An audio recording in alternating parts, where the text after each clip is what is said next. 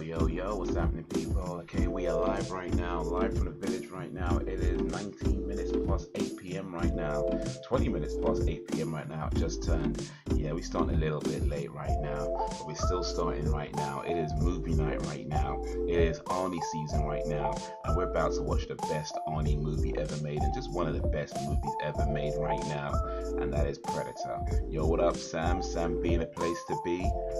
First, it's been a while. Yeah, indeed. When was the last time you were first? I don't know. It might be a while ago. Might be a good while ago, but appreciate coming through, Sam. How's your day going? How's your day been? Appreciate you joining this live stream.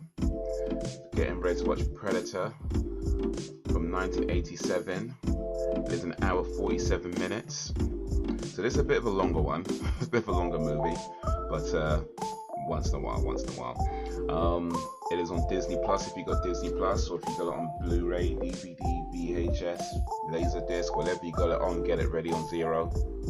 But if you don't got it, you don't want to get it, it's all good. You can still come along and have some fun. Been busy, but good. Awesome. Well, that's good to hear. Let me switch over to this screen. Check it out for just a little bit. Glad to hear you've had a good day. My day's been okay. I started using this tracker app called Fitbit, right? Now, it's just an app. You can get like the Fitbit watches, which I don't have right now. Oh, it's just his birthday. Okay, cool. Happy birthday to Ms. Barbie, to little sister Barbie, and many happy returns. Wait, is she your little sister? Because like you're 29, she's got to be like at least 35 by now, right?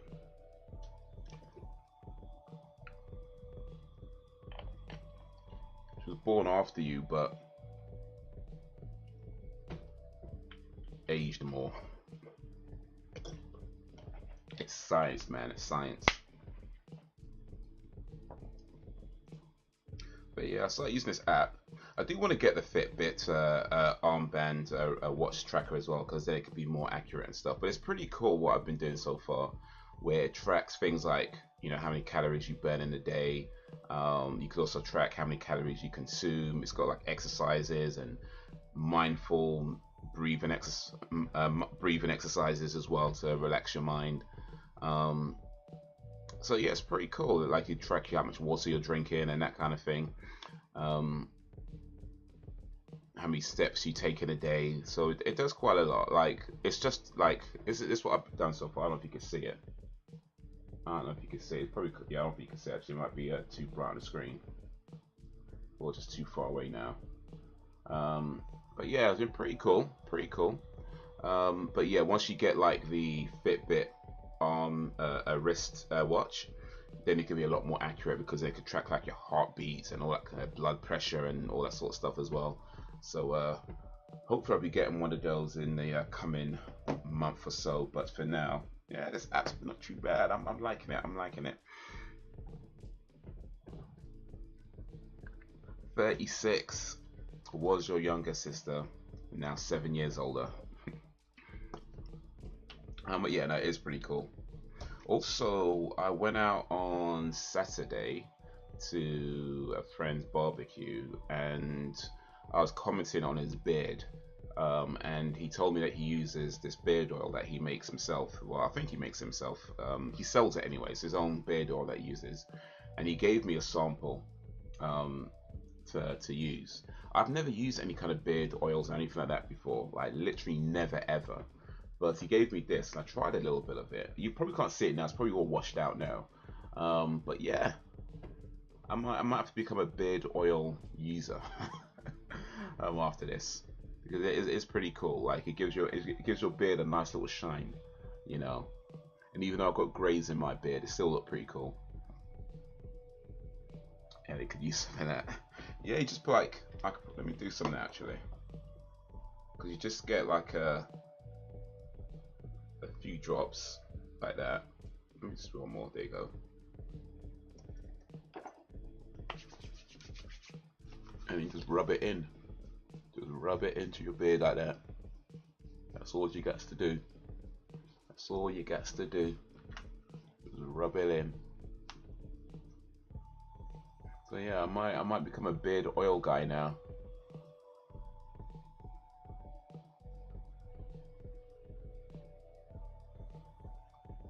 But it was cool to go out. I went out because it was a barbecue, and it was cool to go out because, you know, I don't really go out as much as I'd like. And this week's been a pretty hectic. Well, last week was pretty hectic, and this week's likely to be hectic as well with the driving.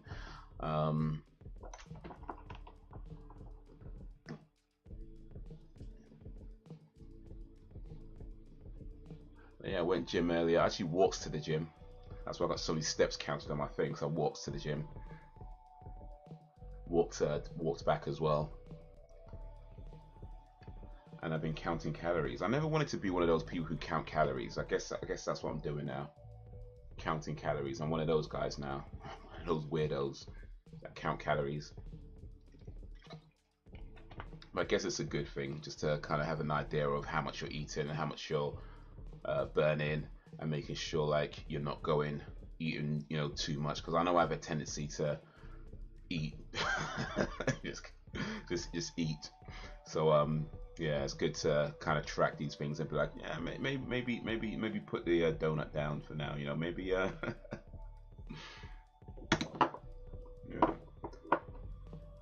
maybe put that down and leave it for a little while. I'm also sister though. I went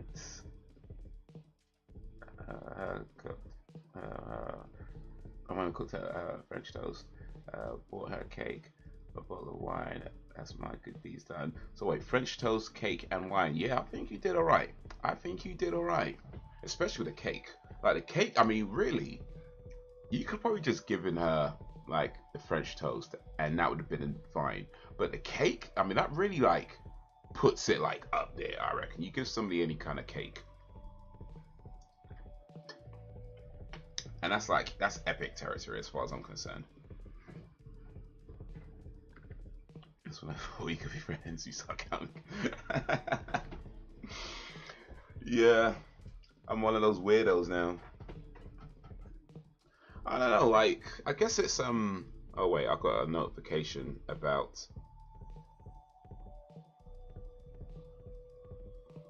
All right, yeah.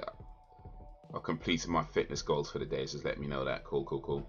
Yeah, I guess it's just one of those things where it's like I'm trying to be more mindful about my health now, and I guess I've always tried to be healthy anyway, right? Like well, maybe not always. Let me not lie. let me not lie on the internet.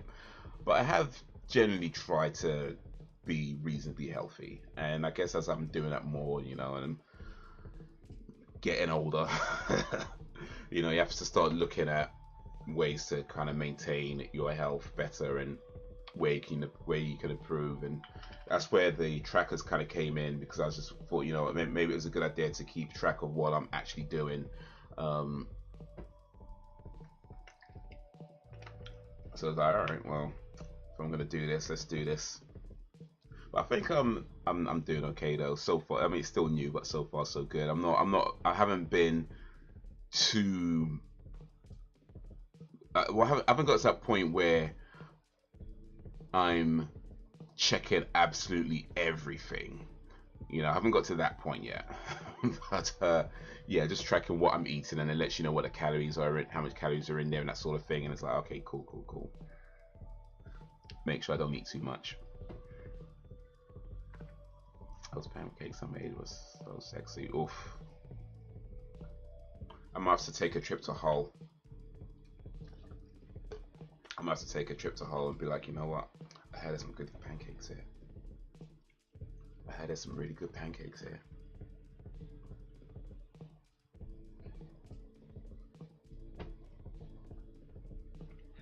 I do like pancakes, can't lie. I like most cakes actually. Anything with cake in it. Pancakes, Jaffa cakes, cheesecakes. You know, if it's got cake in it in the name, I'm probably gonna like it. Like, I don't think there's anything with cake in its name that I don't like. You know.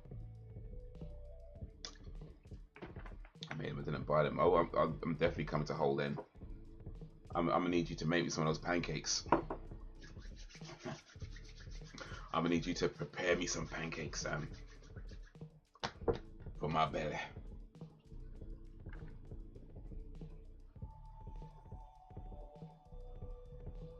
And I'm calorie counting now as well, so if I eat those pancakes, I'm probably gonna have to jog back to London. I'm probably gonna have to jog back just to burn it off.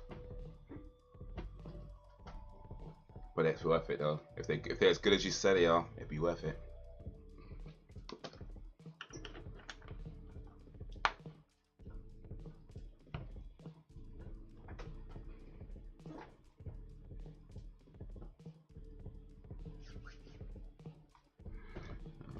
I've had people tell me I should sell them.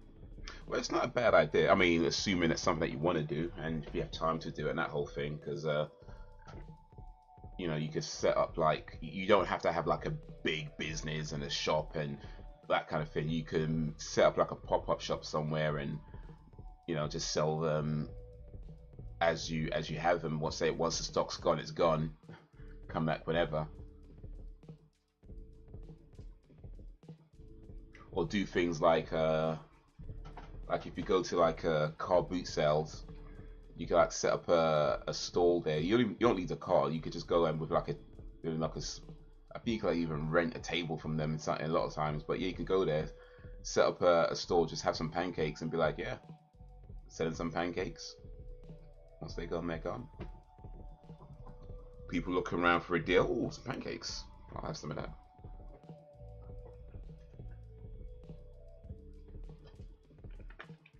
May not be a bad idea.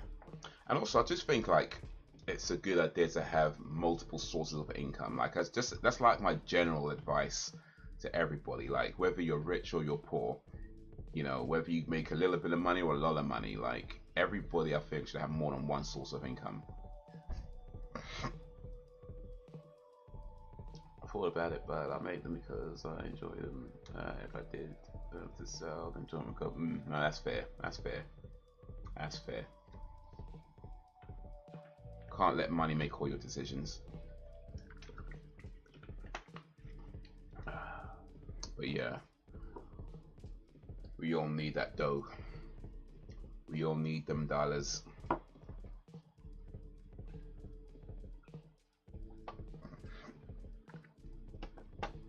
Alright, so what's the time? Okay. Alright, we'll start the movie just in a moment or two. Before we do though, so here's something that I started today. Well, technically I didn't start it today, but so many moons ago, I think I was around about 33-ish, I came across the idea of the person you are at 40 is the person you'll be for the rest of your life.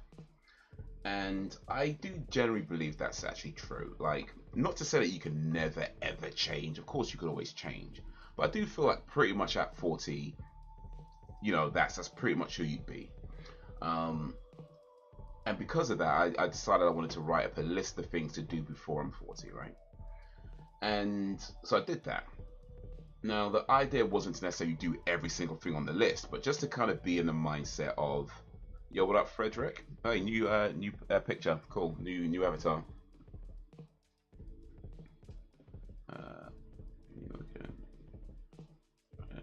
Suit with your navy blue nylon dress. Was that Fred? Or was that? Wait, that's not Fred. Is that Brax? Oh, Braxton, is that you? Disguise yourself as Fred? Nah, that's Braxton. That's Braxton. What are you playing around, Braxton? Pretending to be Fred. Stealing somebody's identification. What's going on? What's going on? Braxton out here committing crimes, you know. I think I won't spot that. I think I won't spot that. Come on now, Brax. Come on now, Brax. You can't pull that over me. But yeah, the idea wasn't necessarily to do everything, but just to kind of be in the practice of doing new things. And so that's what I was doing. And then, of course, you know, pandemic happened, lockdown, and kind of messed things up. Plus, other things happened as well outside of the lockdown, just like personal things. But effectively, I was set back. I was set back. I can't. The comments. Right, right. Got Braxton pretending to be Fred right now. Okay, I see you. I see you think you can trick me. So what I decided to do now is draw up a new list, and it's not a complete list, but I've just written down a few things so far. And this is a list of things to do before 50. So this is things to do within the next 6 years. And so far, I've written down to travel to at least 2 countries on each continent. Yeah, so at least 2 different countries on each continent, which you technically can't do because there are some continents that actually only have one country, like Antarctica is just one thing. Um, but even still, travel to at least two countries in each continent. Um, Also, I had this tattoo. I don't know if you can't really see it from here. It's a bit awkward. But I've had this tattoo since I was about 26 or so, and I want to get it covered up. There you go. That's a better view of it. I want to get like a sleeve, like a not a, like a forearm sleeve, not the whole shoulder, not the whole arm, but just like a kind of forearm sleeve up to about my elbow or so, from about the wrist of my elbow, that completely covers this tattoo to the point where you just can't see it at all, just completely covered, and then it's just covered by its new tattoo. So that's another thing I want to do as well. I want to go skydiving, in particular solo skydiving, bungee jumping. I want to go to a gun range. I know Braxton, you're gonna like that one. I want to go to a gun range, and yeah, that's what I've written down so far. Those things. Some of them I think I can do relatively easy. Like the bungee jumping, I can do relatively easy. Other things like the skydiving, you can't really just go solo skydiving. You kind of have to work up to it. So that one could be a more of an expensive one. Um, but start saving now, right? Start saving now. And of course, things like going to Antarctica, that could be quite expensive. Or going to I also put going to the North Pole as well, even though that's not a continent. You can travel to the North Pole, but apparently that's quite expensive too. I haven't seen prices, but I just read people say it's quite expensive. So some of these things might take some saving, but like I say, we got 6 years. We got 6 years. Um, if it bleeds, you can kill it exactly. What up, Jakes? Little Jakes in the place. If you go skydiving, I hope you do. Well, I hope that too. Appreciate that, Sam. I hope that too. Ain't got no time to bleed. Yeah. What up, Jakes? I was just talking about things I want to do before turning 50. I've written up a list of things to do. It's not. I say it's not a complete list. And again, I guess the idea is still the same. It's not necessarily I have to do every single thing on that list, but more just to be in a mindset of doing something new and planning to do something new. And I want to try and keep that mindset going.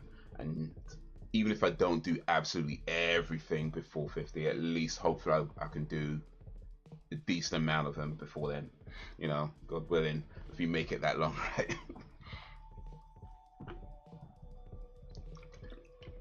It's not very long so far. Well, technically it is quite long, but not very. So it's a travel to at least 2 countries on each continent, except Antarctica, because that's just one country. It's a continent that's just one country, and also go to the North Pole as well. So those that's on the list. To get my tattoo covered up, this tattoo covered up. I might get this tattoo covered up as well, but the main one is this one I want to do. That's the main one I'm gonna get covered up. This one I might do as well, but we'll see. We'll see how this goes. What else? Yeah, go skydiving, go to a gun range, and go bungee jumping. So yeah, those are the things on the list so far. If you got any suggestions, by the way, if you guys got any suggestions of things I should do, then let me know. I may or may not add them to the list, but let me know if you have any suggestions of things, cool things to do before turning 50. So this tattoo is Arabic. It says Bismillah Rahmani Rahim, which translates as in the name of God, the most merciful, most kind. So this was the first tattoo that I got when I was about 26 years old. I got it because I wanted to get something important to me, you know, being Muslim faith, you know, that whole thing, right? I wanted to get something important to me, because it's going to be in your body for like a long time. You want something important, and it is still important to me, so that's not changed. But what has changed is my view on religious tattoos. So I don't, strictly speaking, regret it, you know, but I do feel like I do feel like religious tattoos shouldn't be on a person. So like I do want to get it covered up with something non or religious, I guess secular, right? Something cool, of course. You know, you want it to look cool. But yeah, it just kind of completely covers it up. And of course, I will see how it goes. You have to talk to the tattooist, and they have to come up with designs and figure out what they can do and how much they can cover, how much they can't, and that kind of things. I haven't done any of that yet. But yeah, that's just the plan, to kind of get this covered up and have like maybe a forearm sleeve that goes up to about from my wrist to about where my shoulder is, to where my elbow is. So yeah, that's what that's about. It's still important to me. It's still an important thing to me, but I just feel like religious tattoos, yeah, shouldn't be on people. That's the only thing that's changed. Like I don't, what's the word? Yeah, I don't regret getting it done, because you know it's part of learning, it's part of going through life, and you know we all allowed to change our viewpoints and our opinions on things. You know, I haven't lost my faith, not yet anyway, not yet.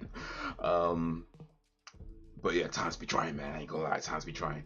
But I haven't lost my faith yet. But yeah, I just feel like this shouldn't be on a person. So yeah, something to get covered up. But yeah, that's pretty much my day so far. I reckon for now, it's about time we get this movie started, because this is not just a great movie, this is a bloody great movie. So let's switch over to this screen, and I hope you're ready on zero. In fact, you know, I'm not even ready on zero right now. Let me rectify that real quick. I'm not even ready right now.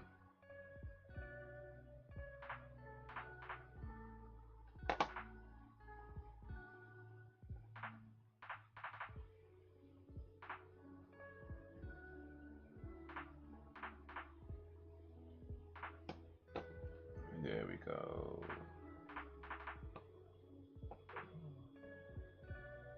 All I lost face when touch was took away from. Well, well. Yeah, Sam likes the meat. Mm. Mm.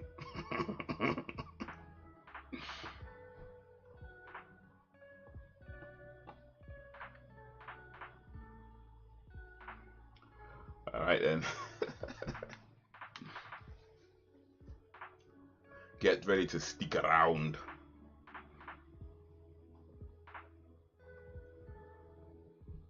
We're gonna go 3, 2, 1, play. So if you're ready, 3, 2, 1, play.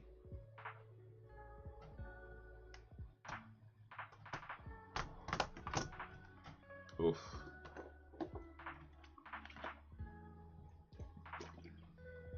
Make sure you drink plenty of water. Stay hydrated, people. Stay hydrated, especially in this humidity, man.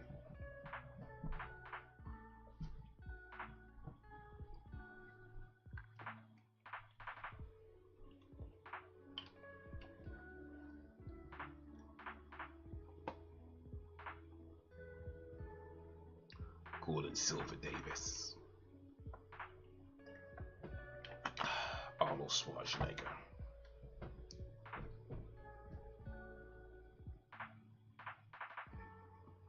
That's my favorite's important. I don't criticize that, but sausages are important to me, so no, that's fair.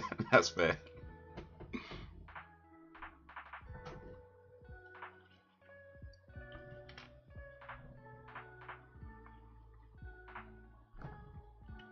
Yeah, sausage and sprouts.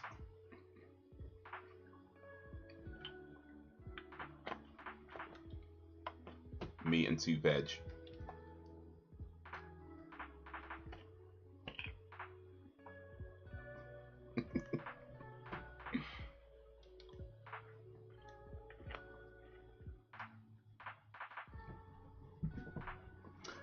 weathers. Oh wait, is my let me see here, make sure my subtitles are on. Yep, they're on. Cool, cool, cool. I could give a bacon, but sausages are going too far.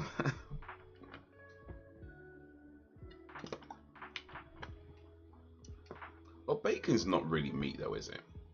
I mean, it's meat, but it's not really meat. It's like, it's thin. And it's probably more salt than actual meat. Like, I'm sure if you analyze bacon, it'd be like 99% salt. Yeah.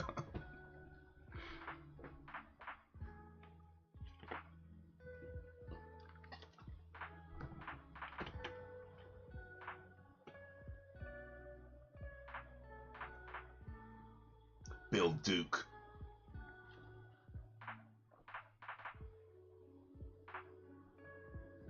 There we go.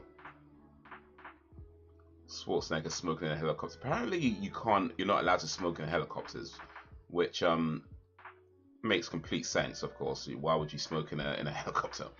But I remember reading something about this scene where they had to do something or other because you can't smoke in helicopters, and just to get that bit, I can't remember what they said it was. It was a while ago I read it.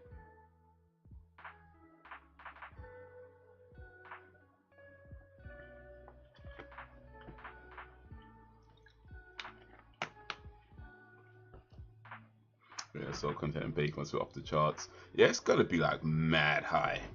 It's gotta be mad high. Sausage sarnie with brown sauce is the shit. Okay. Brown sauce though? I mean, really? Brown sauce? Like, not mayo or...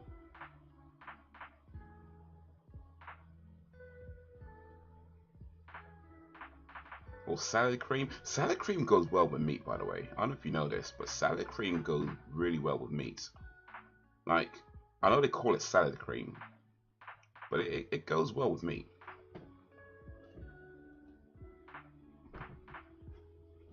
It's brown sauce.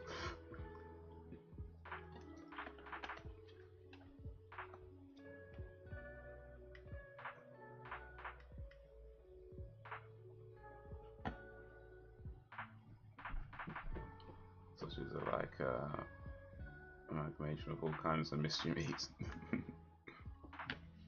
It's all kind of squashed together and squeezed out of somebody's bumhole. Oh, here we go. It's a classic scene right here. Some damn fool accused you of being the best. You son of a bitch.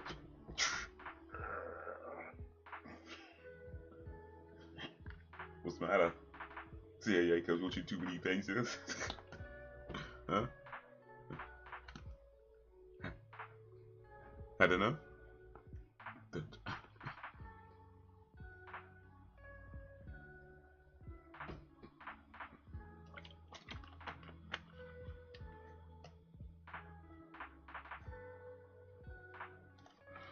Chicken salad cream, yes, sausage is brown sauce. Haze is such a nerd for all the movies.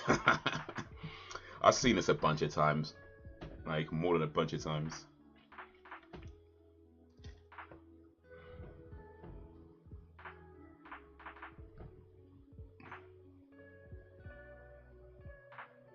This are not much different. Yeah, the thing about brown sauce is that it's like somebody took tomato sauce and then shat in it and then, you know, mixed it all up and maybe added a bit of water to make it looser, and then yeah, we call it brown sauce. Like, that's what brown sauce is.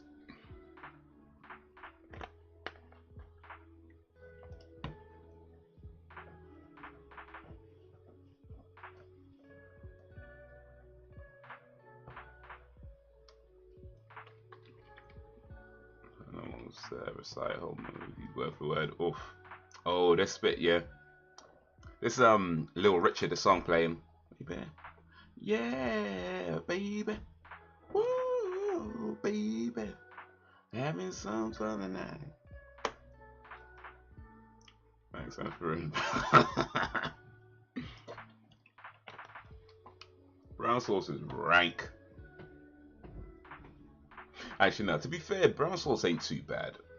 I would say that, in all honesty, like it's not bad. It's not bad, but it's definitely not my first pick of sauces. Like, if you got like a choice of condiments, brown sauce would not be anywhere near the top. Like, I'd go with like a hot sauce or maybe some kind of flavored mayo. Like, you can get like different flavored mayonnaise. Those are really nice. Or even regular mayonnaise. Tomato sauce I'd probably go pick before brown sauce.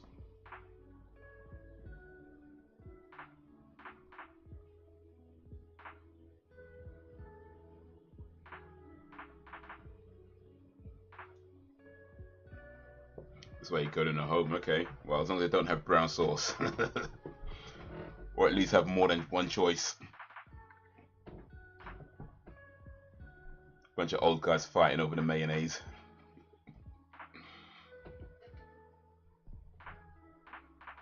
I went to my wife. I was like, "Oh yeah, I like go first." She said, "Me too. Mine's big as a house."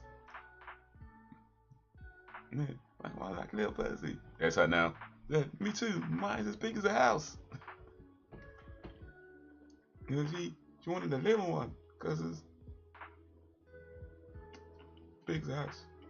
The guy telling that joke, he's one of the writers, I believe, of this movie. If I've got that right, it's what I know. One of the guys in the helicopter right now is a writer on this movie, and I think it's the guy who tells that joke.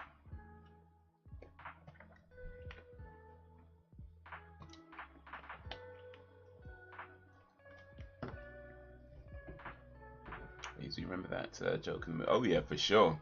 He tells like 2-3 jokes, I think, in the movie.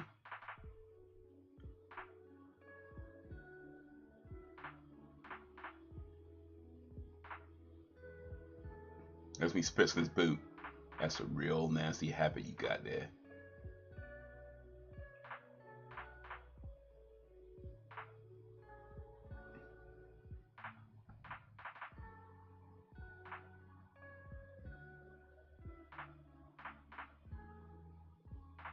Nasty habit you got there. Man, spit in his boot, you just clocked him. Wait, that's Apollo Creed. How you gonna let man spit in your boot like that?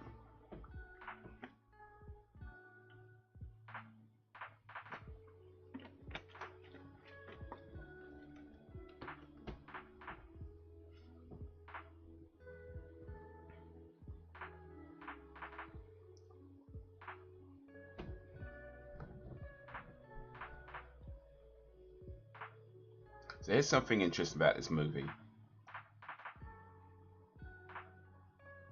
Arnold Schwarzenegger, Jesse Ventura, and Sonny Landham, who plays Billy, all had careers or attempted careers in politics. So Sonny Landham ran for, I think, governor of one state. I can't remember which, but he ran for like some kind of political office. He didn't get it. But yeah, Jesse Ventura was the governor of California at one time. Arnold Schwarzenegger was the governor of California at one time, and Sonny Landham attempted to be in politics at one time. So yeah, 3 people in this movie were involved in politics.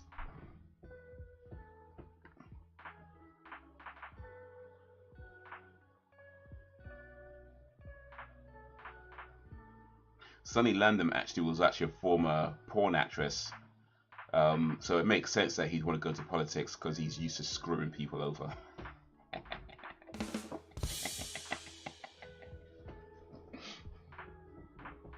I ain't gonna lie, that was a good one. That was a good one. I just came up with that. That was a good one.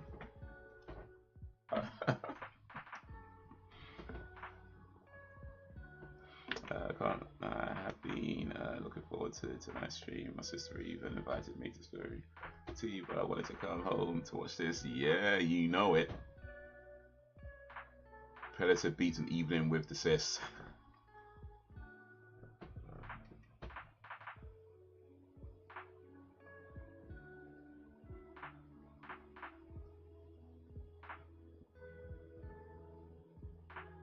Besides, you gave her a cake, so you more than made up for it. Gave her a cake, French toast, and wine. You plenty made up for not being there.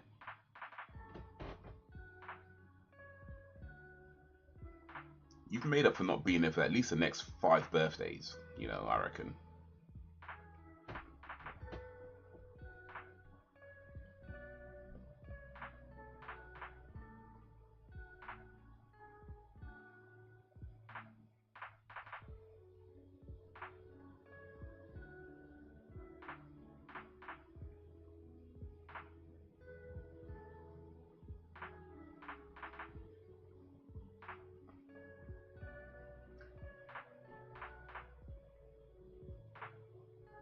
I think so. I know so. Definitely. Definitely.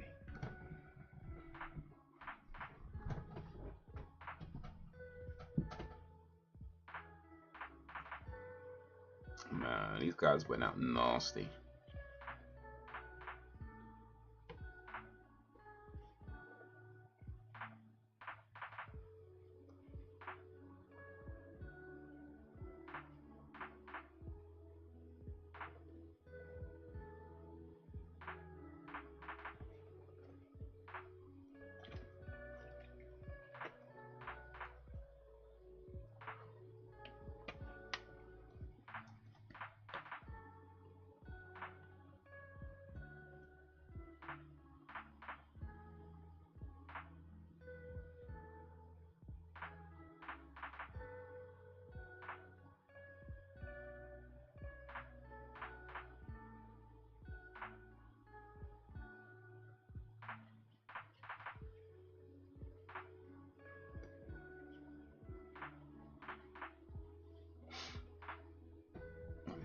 Holly in here with me.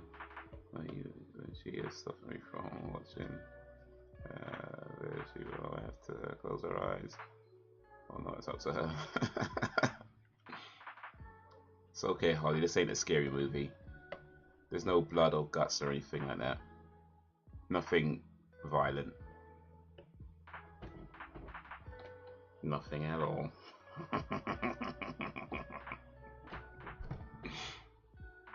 Not even gonna lie, Holly, you should probably go to bed.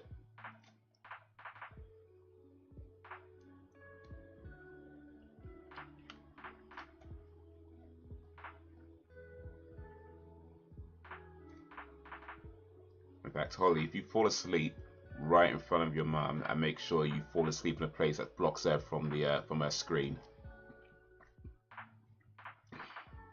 and don't move until she promises not to put me in a home. Thanks, Holes. Appreciate it.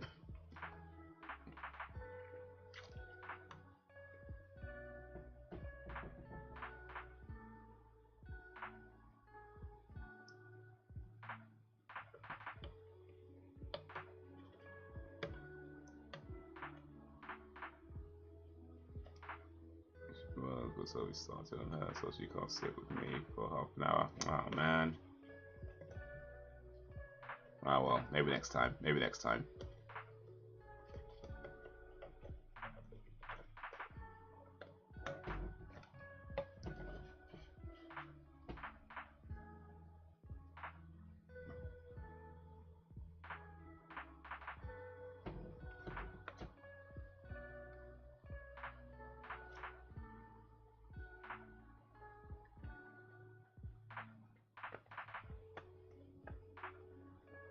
Oh, look at that though. Ugh, skinned. Eesh, that's nasty, man.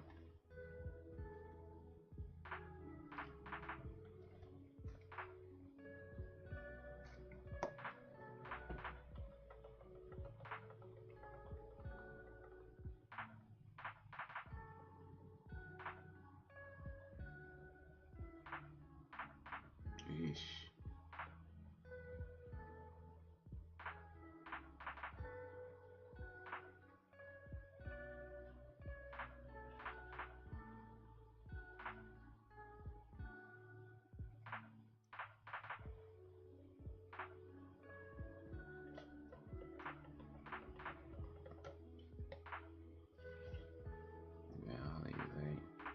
this movie, and worse by then.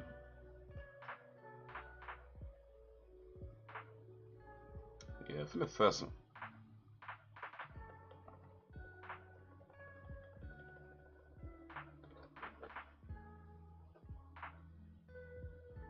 Yeah, I think I saw this film for the first time. I was probably around about that kind of age, like 8, 9, you know, something like that. But I know that when I saw this movie for the first time, it was a heavily edited version. Except I didn't know that at the time.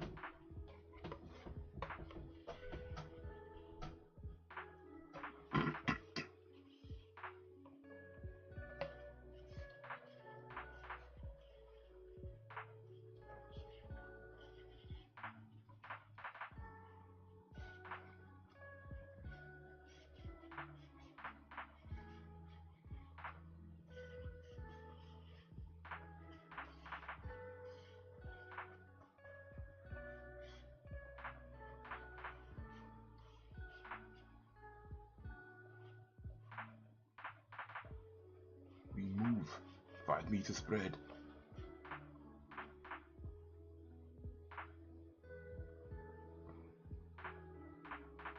We got that big minigun.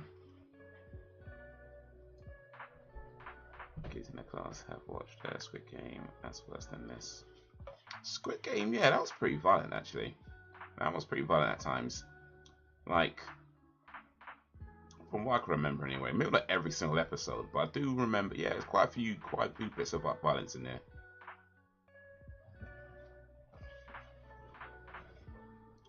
Plus the general kind of theme and concepts of it is kind of out there, you know, like a game show to the death to win money. Like, raw. Not that far off real life though, to be fair.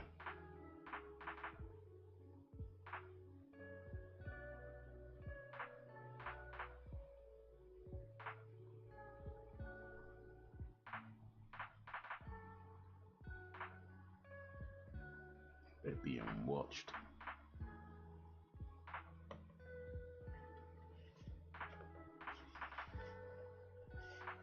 There's a lot of things this film does that is just brilliant.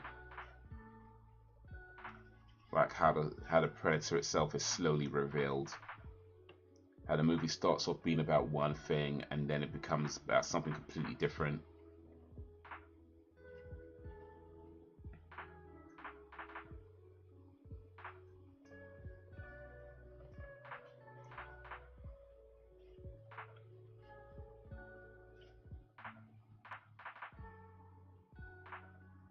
Real quiet.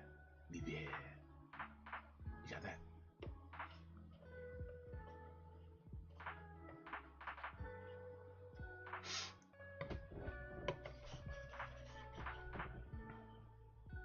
I'll bleed you. Real quiet. Leave your hair. Got that?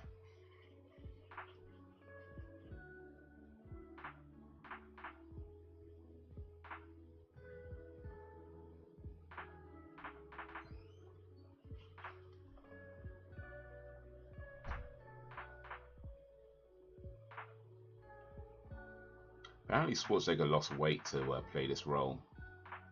Like he slimmed down to play this role. Look at how big this dude is. It's kind of hard to believe, but apparently he slimmed down to play this role.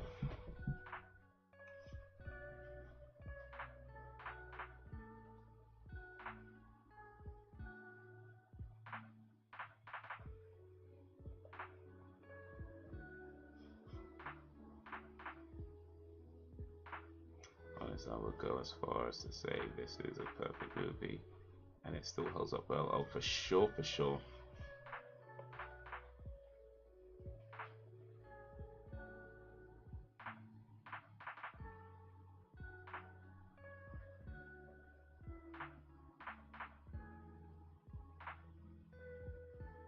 Execution. They're the bad guys. All these hand signs he does though. He does like a bunch of different hand signs in this movie. I mean, they probably do mean something, but still.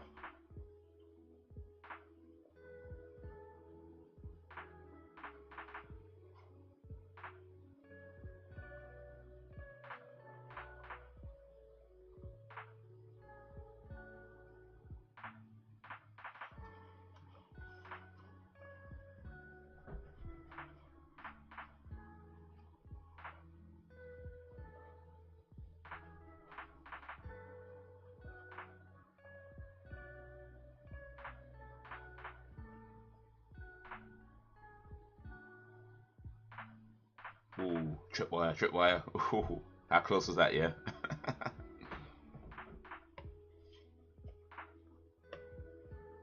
This doesn't just feel like an old movie. Each cast member brought something. Oh, yeah.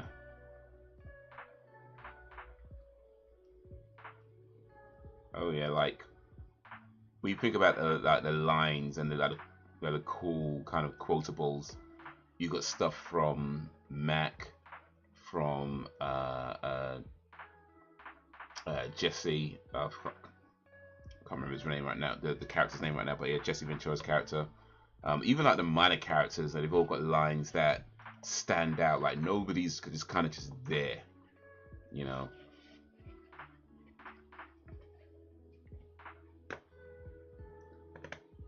They all got standout moments.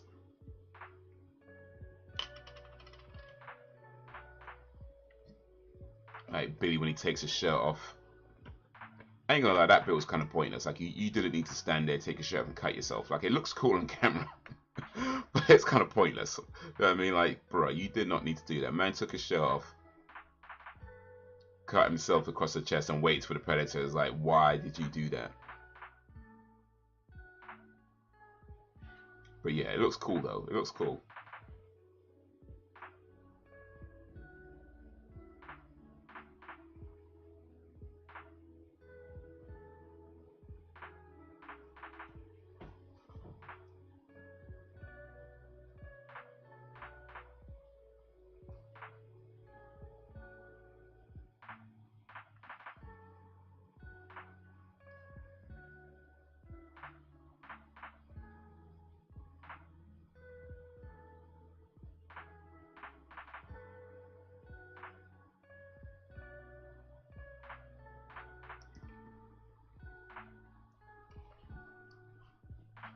Still can't believe that Elliot doesn't like this movie. Really?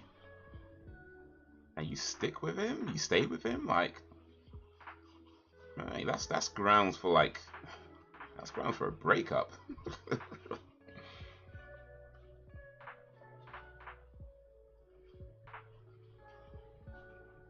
Man, you should leave him, take the kids, and make him pay child support. Like that's. I think any judge would agree to that. Just can't get rid of him, man. Or is that some contract you signed? So I should always read the small print, Sam. Always read the small print.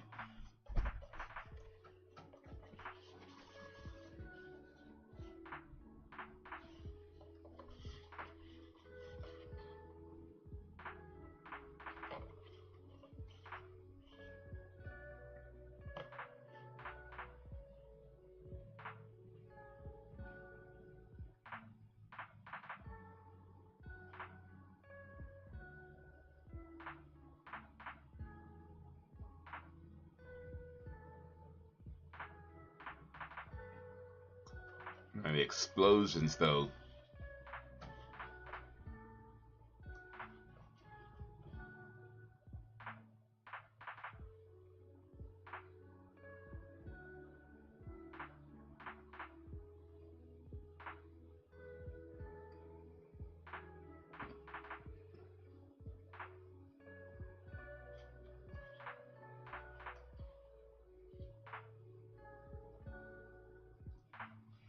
Yo, what up, Frozen G? Frozen G in a place to be.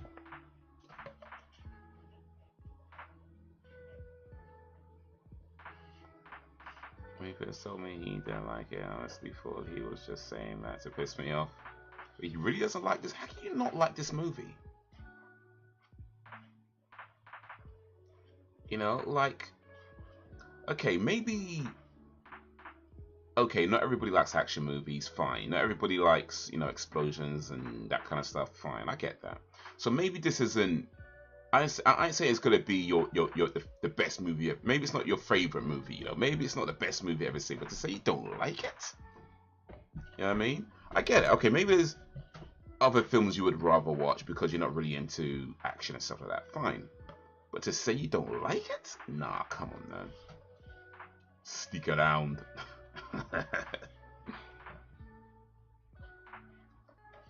This movie is amazing. You don't know.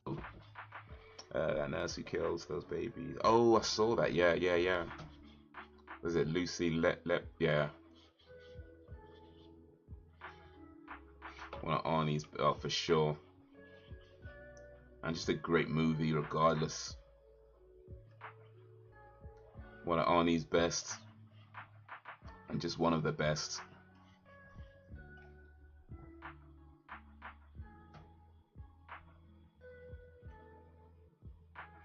He likes action movies, but doesn't like this. You might want to take him to a doctor or something, you know what I mean? There might be like some kind of chemical imbalance, you know what I mean? Like,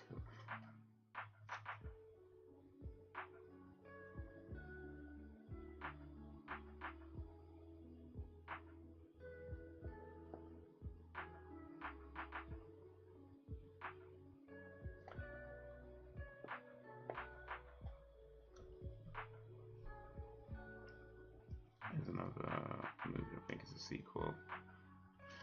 I mean, there's a Predator 2. And then they never made any more Predator movies after that. I ain't got time to bleed. You got time to duck?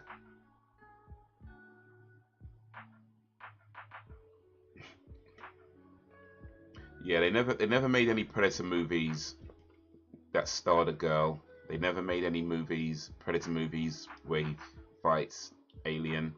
They just never made any more Predator movies after 2. None of them exist. There were rumors, but they never ever made them. Got Predator, Predator 2, Predators and Prey. No, I think you might have be mistaken there, Sam. There was Predator, Predator 2, and then they stopped. There was no Predators. There was no The Predator. There was no Prey. There was no Predator versus Alien.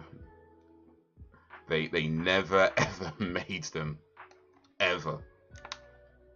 They made Predator and Predator 2 and then they stopped.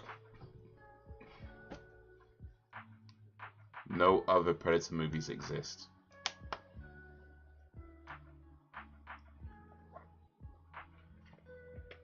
Predator 2 was the last ever Predator movie. Ever. Ever.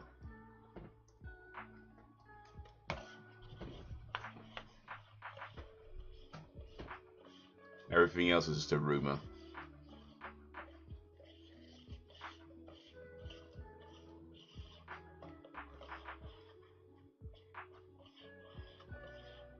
It doesn't exist, FG. There was no Disney Plus movie called Prey. They never made it. It doesn't exist.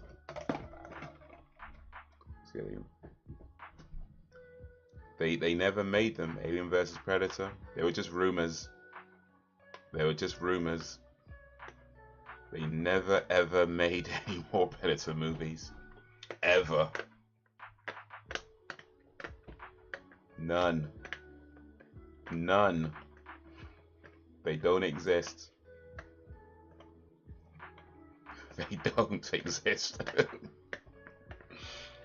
They stopped after 2 and never made no Alien vs Predator.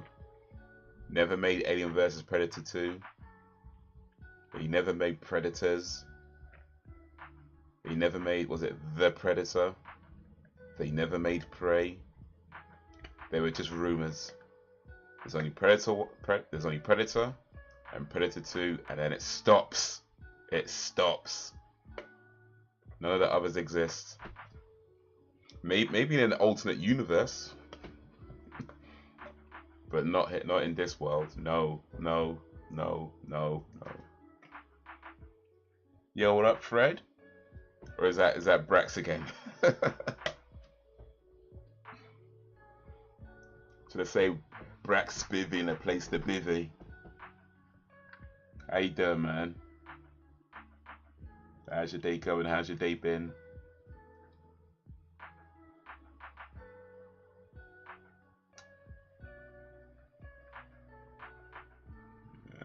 Different settings are pretty cool. Man, that Predator, that Prey movie sucked, man. I don't care, man. That Prey. Actually, no. Let me be fair. It's not that it sucked. It had its moments for sure. It had its charm about it, but by and large, it just wasn't a good film. She's got a big pussy. She's got a big pussy. She said, "Why say it twice?" I said, "I didn't." Because of the echo. That's when Billy laughs. Closing,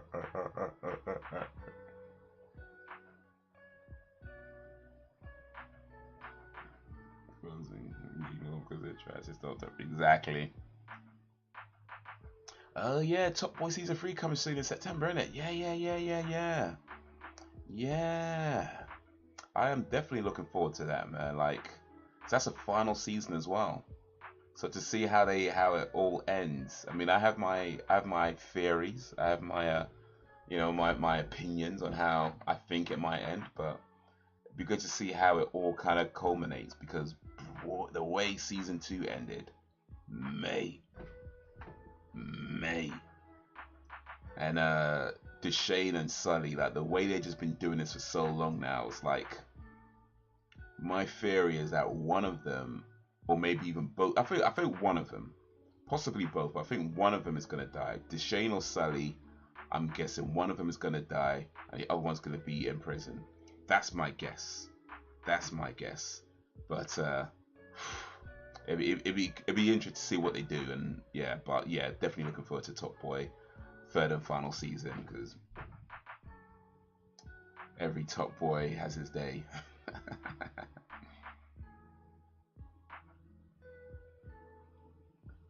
Actually, the end of season 2. It was decent, but it wasn't a part of this one. Nah, for sure. But I did like Predator 2 though. I liked the kind of urban jungle feel. Just the fact that it did something a bit different, you know. So I liked it for that. But yeah, after that, it just sucked. And Prey just wasn't that interesting. Like it tried to copy a lot of what they did with this movie, you know, and it just doesn't it wasn't working for me. It really wasn't. Um, and I know a lot of people say they like that film, each to their own, of course, but nah. And also, I don't know if you noticed, but there's two versions of Prey. Um, one is the English dub, and one is the Comanche dub. And you'd hear a lot of people say, "Oh yeah, you gotta watch it in the Comanche because that's like the the the the the, the optimal way to watch it." It really isn't. It isn't at all. 100% not. 100% not. You're better off watching the English dub, and I tell you why. I tell you exactly why. It was actually recorded in English. Like when they shot the film, it was actually recorded in English. So the Comanche is dubbed over, right? And because of that, it looks like it's dubbed over. Like the fact that they use the same actors or whatever, it makes it a little bit better. But it looks like they're dubbed over, even though it sets at a time where they would have been speaking Comanche. They would have been speaking at the time that it's set. The fact is, it was recorded in the English. They dubbed the Comanche over, and it looks like it's dubbed over. Even though I don't understand Comanche, and I'm using the subtitles. It looks dubbed over. You're watching it, the way the lips moved from the sound, it looks dubbed over. And anytime films do that, it just takes you out. Well, I don't know about you guys, but for me, it just takes you out. You know, like some movies can kind of get away with it when they're a bit cheesy and like them old school martial arts movies where you're not really that serious anyway. But films like this, for me, they can't pull it off. They can't. Like, watch it in English, you'd be fine. And it's either way, it sucks anyways. Don't matter which language you watch it in, it's not a good film. So yeah.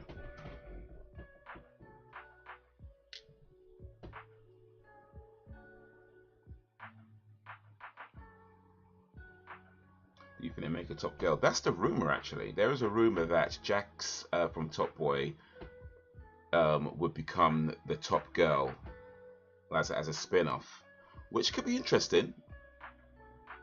It'd be interesting if they do that, but I mean,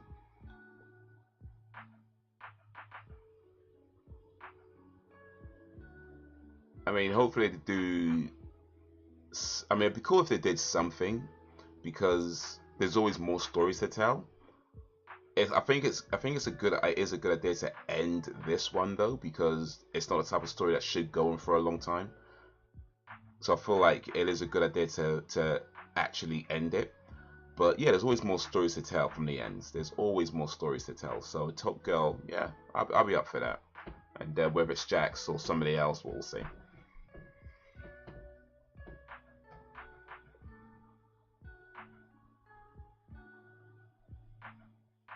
That's what I thought about Prey. I appreciated the setting and going back in time, but yeah, it was just boring. You watch Prey twice to get another show, but yeah, I watched it twice as well. Once in the English, then once in the Comanche, and both times it's just not good. I'll say it's actually worse in Comanche, just because the dubbing, you can tell it's they dub it. You could tell. You know what I mean? Like you can literally just tell by.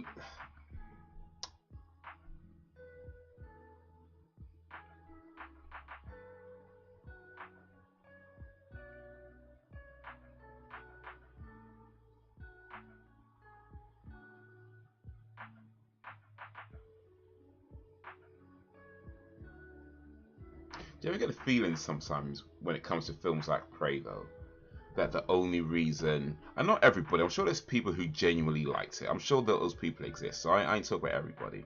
But you ever get the feeling that a lot of people, or at least a decent number of people, only say it's good because like they feel they have to say it's good. You know what I mean? Like they don't really like it, but they're just saying it's good because that's like the correct thing to say about it.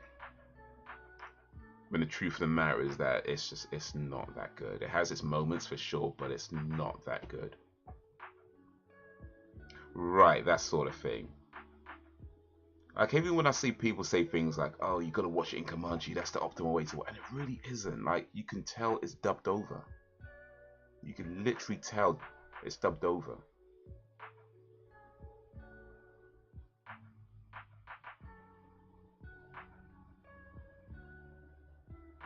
But you know what the giveaway is? And this is like no disrespect intended to Amber Midthunder, who plays the lead in that film. But the fact is,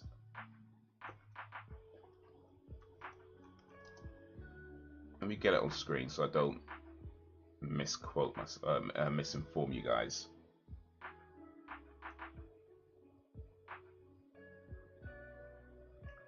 Prey was 2022, right? So last year.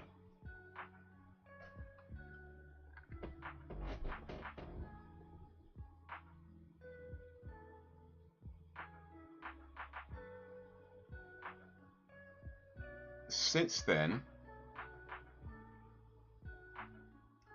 she's done one TV appearance. Well, you know, two TV appearances. One of them was a show from before Prey. She appeared in one movie called Centurion.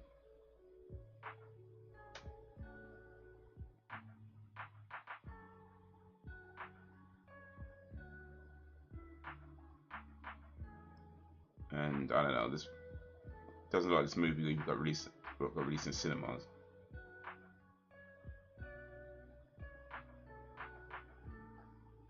But she's not the lead in it.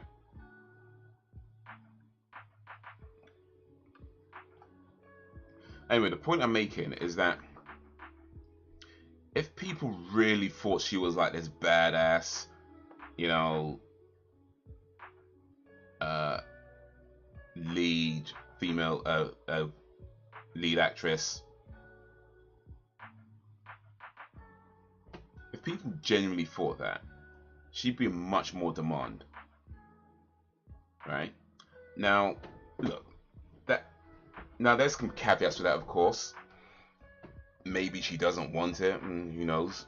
But the point is that from Prey being the biggest movie she's done till now, and her upcoming projects, like none of them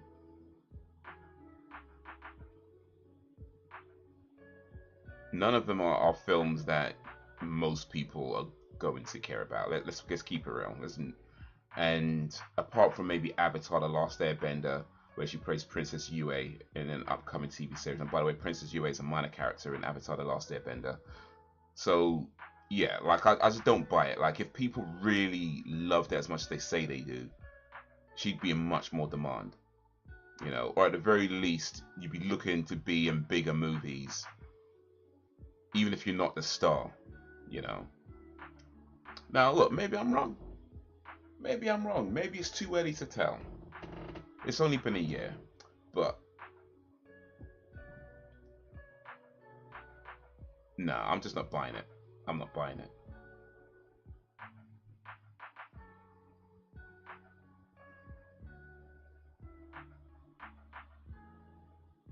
I'm not buying it. I don't think as many people liked it as say they do. There's probably a few people that genuinely liked it, I'm sure. But I think a lot of people saying they thought it was great. They probably watched it once, or if even that much, and just went on Twitter. Oh yeah, it's great, it's fine, yeah, strong female lead, yeah, foreign language movie, yeah, yeah.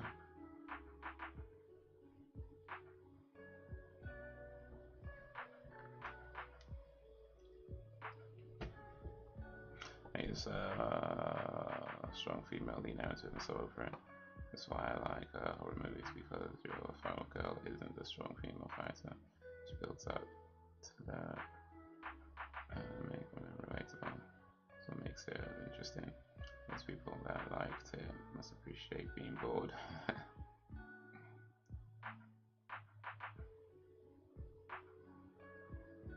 But yeah, no, for sure. I like the kind of thing that a lot of horror movies do, where you have like the sort of fish out of water type a situation. You know, you got somebody who's in a situation that they're not equipped to deal with at all, and it's trying to overcome it despite the odds being against you. Of course, that's not the only way to make a movie, and there's nothing wrong with having characters who are more capable. But end of the day, it's like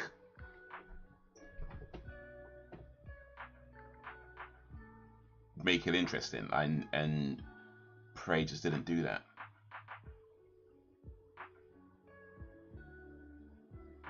Music, television, MTV.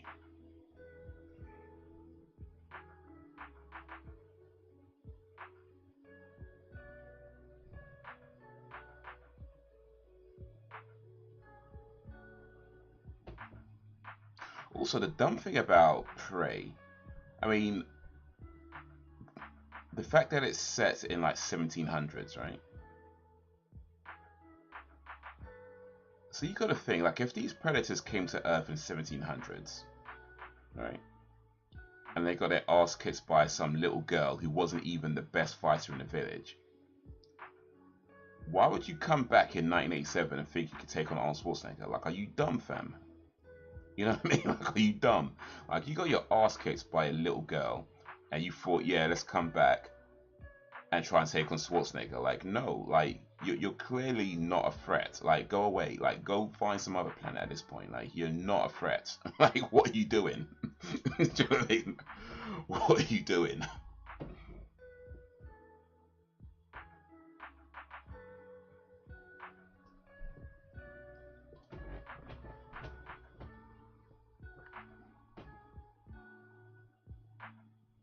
They're like, yeah, it's been 200 years. We can do this now. It's like, nope, clearly not. Like, jeez.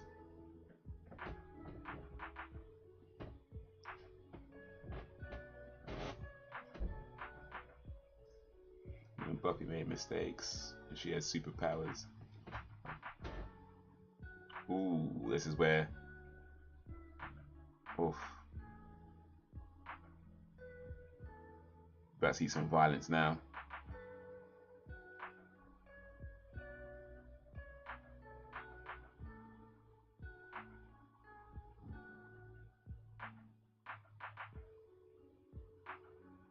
Starts shooting.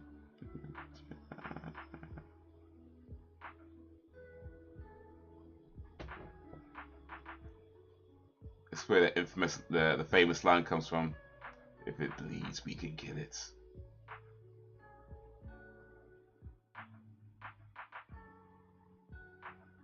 Let's cut down a whole forest with these. Oh, look at that though. Look at that shot, like just from the behind and where he's standing. And the way that everybody just turns up and starts shooting, like they don't ask what he's shooting at. They don't ask what's going on. They just start shooting. That's your boys right there. You know what I mean? That's your boys right there. It's like, well, we don't need to know what he's shooting at. If he's shooting, we're shooting. Firing everything at this thing, and they don't even know what they're shooting at.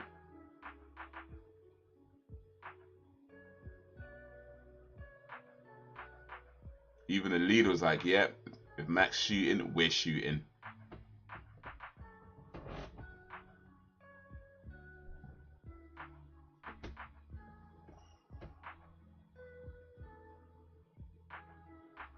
So I'm saying, friends for life, you know it.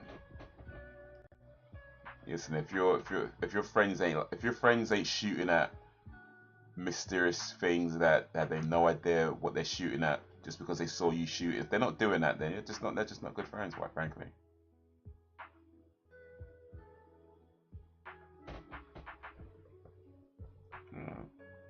They're just not good friends. The acquaintances will call the police. Real friends will help you bury the body. You know what I mean? Like, that's how it goes.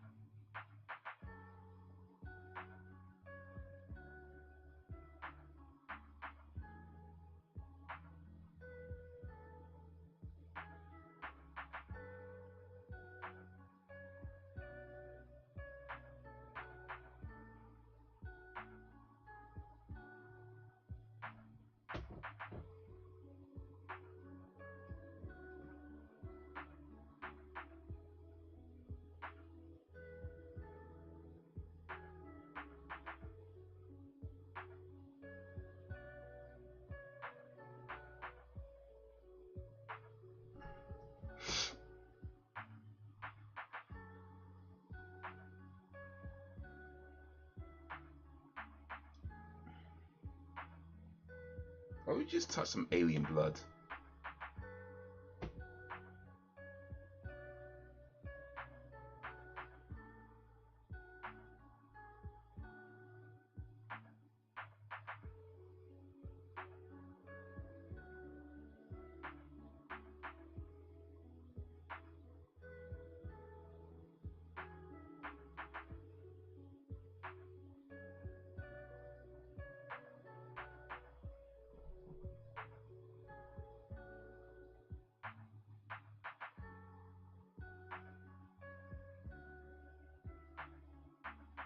Wouldn't touch it, looks toxic. Yeah, it's a little green. Probably give you cancer or something, like touching some, I don't know, radioactive, glowy blood. Excuse me. Yo, what up, Brax? Brax Spivot in the place to Bibby. Back on your own account now, yeah?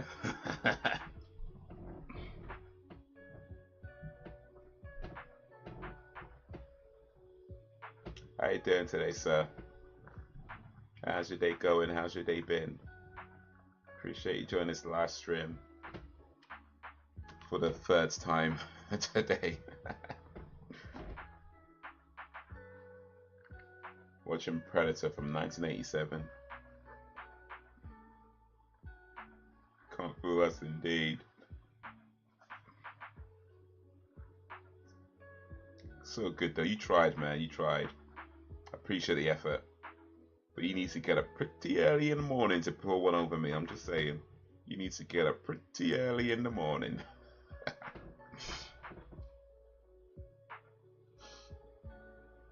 Anything better will never lose its enduring appeal as far as you're concerned. I mean, it's been what, 30 something years, more than that. What's 97 till now? That's 20. Oh wait a minute, 36 years. It's been 36 years since this movie was released, and I'm watching it again for the however manyth time, and I'm still enjoying it. So on one hand, look, never say never, right? Who knows what the future will hold? But I'm gonna guess no, and certainly gonna hope no.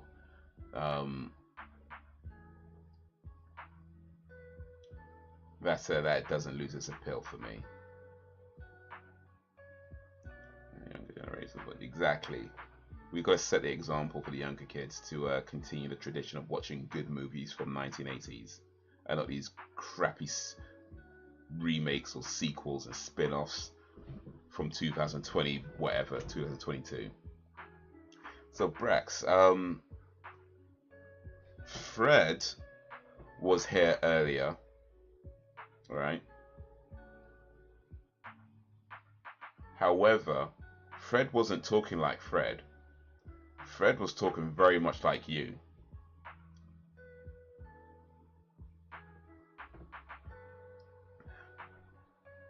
So I'm saying, when Fred was here, I reckon that was you pretending to be Fred. So are you saying that wasn't you? When Fred was here, talking like how you talk, talking how Braxton talks, Brax, you said that wasn't you, because he came through twice and spoke how you said the same sorts of things that you would say, Brax, then disappeared, and then you came. So you said that's not you. Okay, okay, if you say so, if you say so.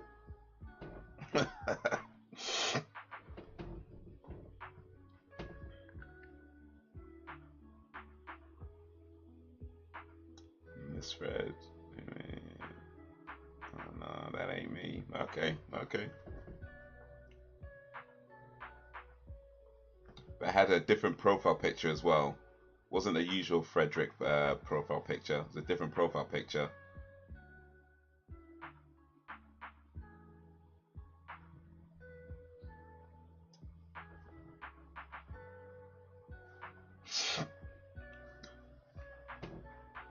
So if it wasn't Brax pretending to be Fred,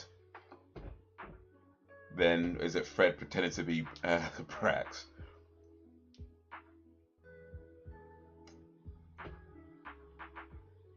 Ooh, the plot thickens.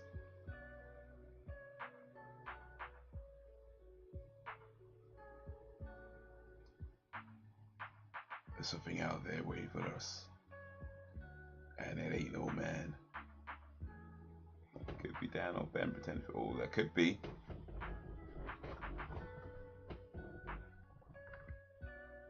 But it's kind of something that Dan would do, actually. But I don't know. I mean, because Dee was talking about like nylon socks and was it nylon dress socks? And I was like, no, that's Braxton that talks about that kind of stuff. Nylon dress socks. Was it navy blue nylon dress socks? I think was the phrase. And I was like, no, that's Brax. That's Brax about navy blue nylon dress socks. That's very specific. You know what I mean? And even the same kind of eye emojis that Brax uses a lot of the time. So I was like, I don't know, man.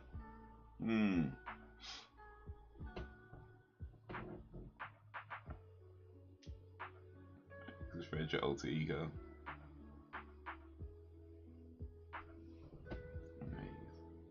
Fighting temptations. fighting the temptation to do something naughty.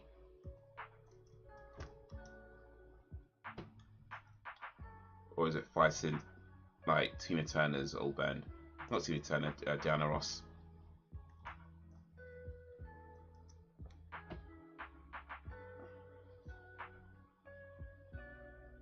Musical comedy.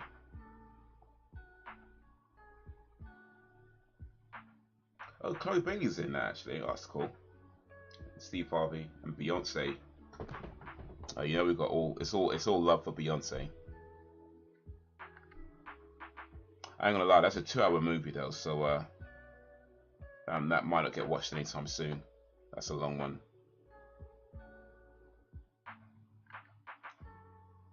Matt killed a pig.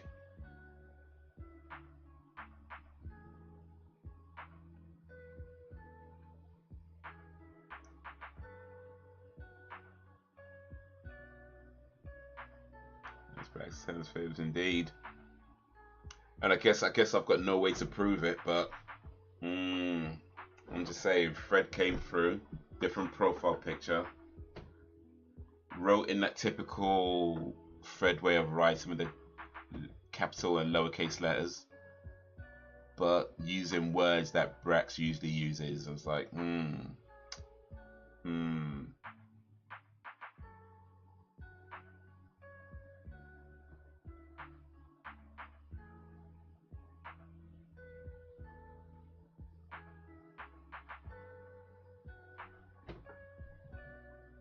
And both times where I was like, Brax, is that you? That's when he disappeared. Both times I was like, Brax, is that you? Disappeared. Alright. Maybe Fred's a chameleon, maybe.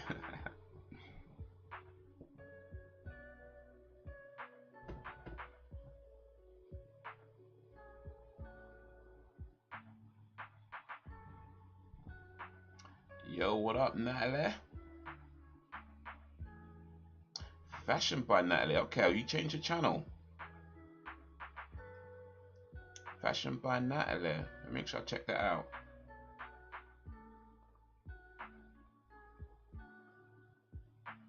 Let me make sure I check that out. JG23, was that right?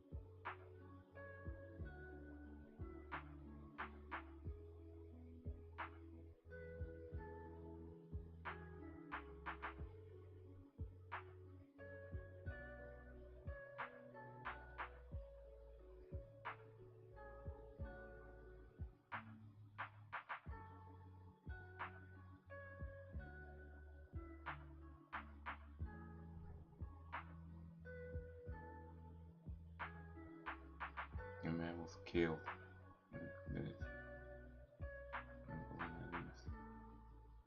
Reads, we can kill it. Oof. There you go. Bad boy. Takes you back when I was a kid, up to 16, going to church. There's no information churches. Knows how to do it.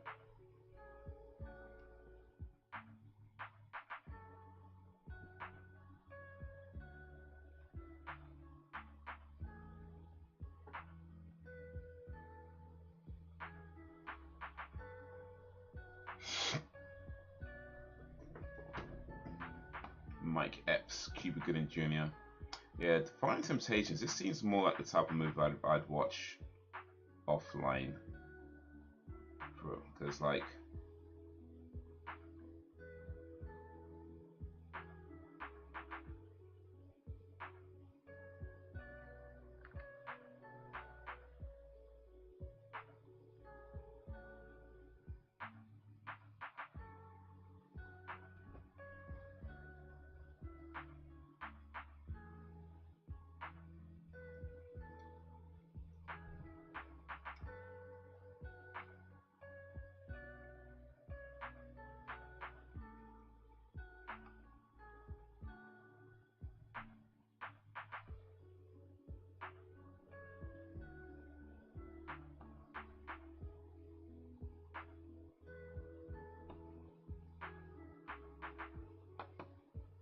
Jamaica girl 123. Yeah, that was it. I remember now. Yeah. Have a blessed day. Appreciate you, Natalie, coming through. Appreciate you.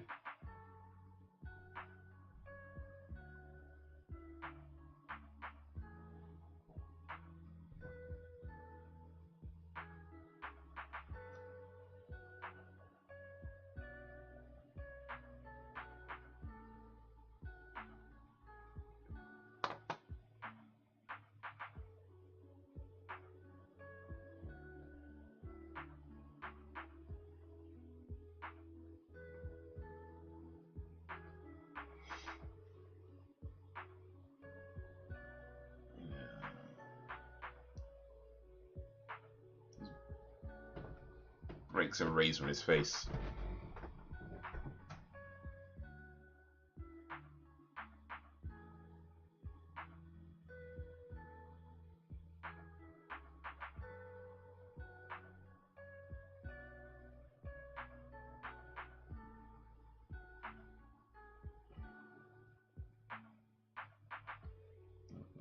You guys, I mean.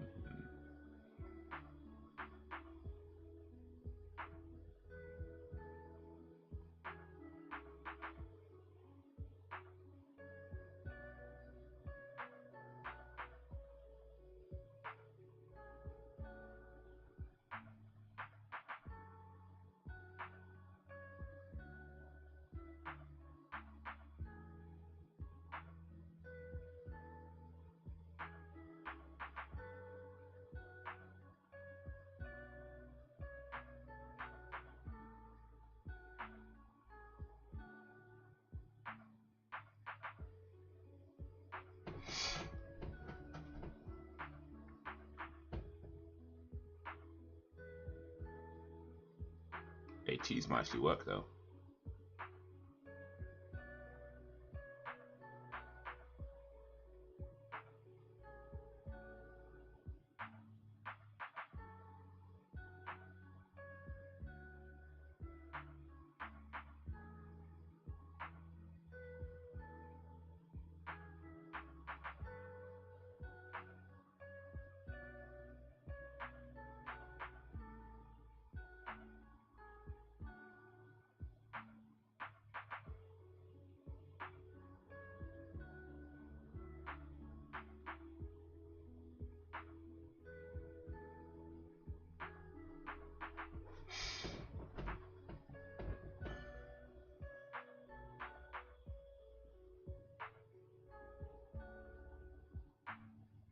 First person classic, no doubt, but in your guys' opinion, which one of the sequels came closer to the original in terms of quality? I'll go Predator 2.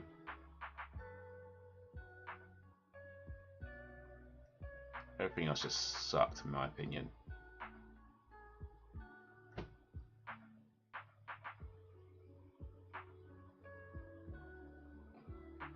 You actually liked Prey?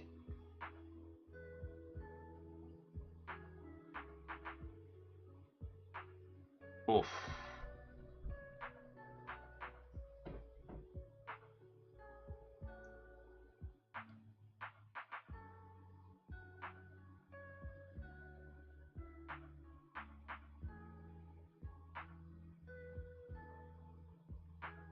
The reveal.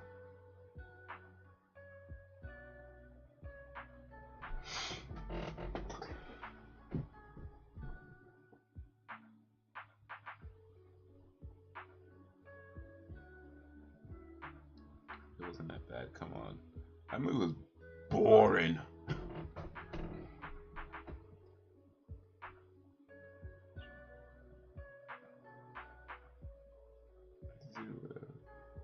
Good minus Danny Glover. Danny Glover was a bad boy in that film. What are you talking about? Danny Glover was a bad boy in his Rupert the Bear trousers. Fighting his predator all through the urban jungle. And when he finally beats at the end and all them other predators are on the ship, he's just like, okay, who's next? Danny Glover was a bad man in that film. What are you talking about? I didn't see Predator 2 for such a long time though.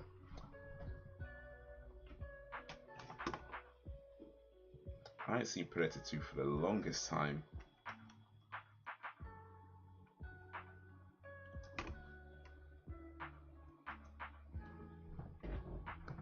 Oh wait, that's on Disney Plus as well.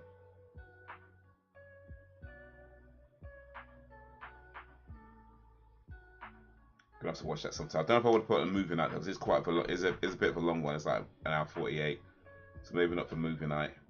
But yeah, I'm gonna have to try and make time for that.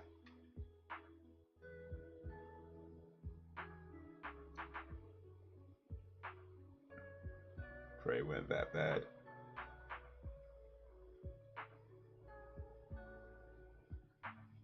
The thing about Prey is that it tried to do certain things that it did with the original, and yeah, like I said before, like it had its charm. Now there was definitely parts of it that were pretty cool, but overall it just wasn't that interesting. Like the main character was boring.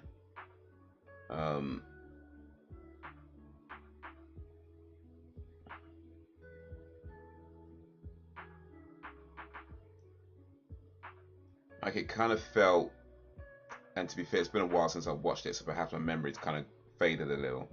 But it kind of felt like she didn't really earn the final kill. You know, like the whole kind of thing about her not being considered like the best hunter or the best or a good hunter and trying to learn. I'm fine with that, you know, fish out of water, you know, overcoming the odds, cool. But it just didn't really felt like she overcame anything. She just kind of got lucky, really.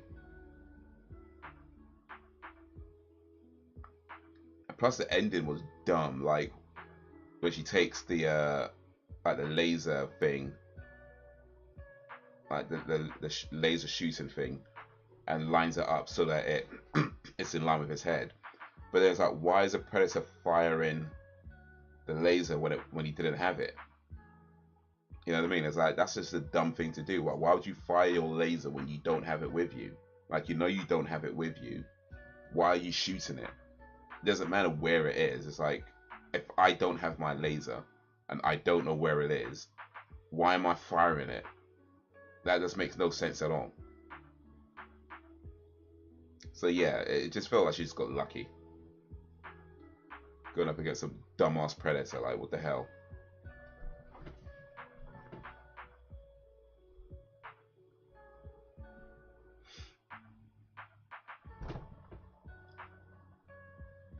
Two isn't on par with predator, but it's enjoyable. What else did I say?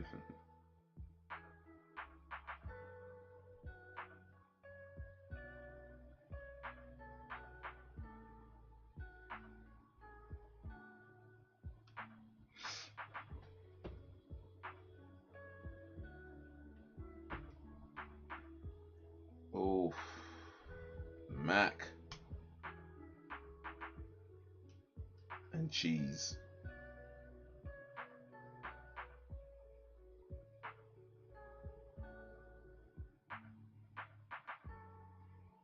That's going to compare the sequel to Open Classes. Man, no, for sure, for sure.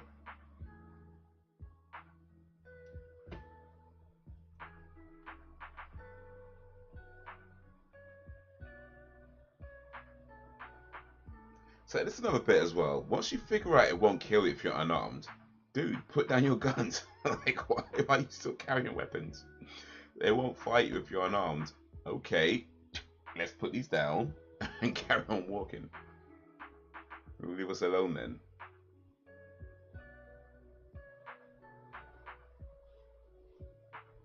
Yeah, even great films do stupid things, and come on, we know that. We know that. It's still a great movie, but bruh. I'd have just put down my gun. The moment I figure out it's not going to fight you if you're unarmed, I'd have put down the gun, put down the knife, run to the chopper.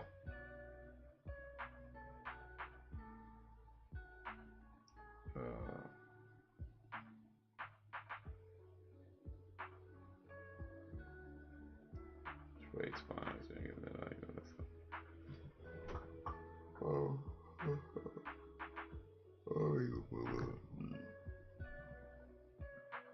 It's misunderstood.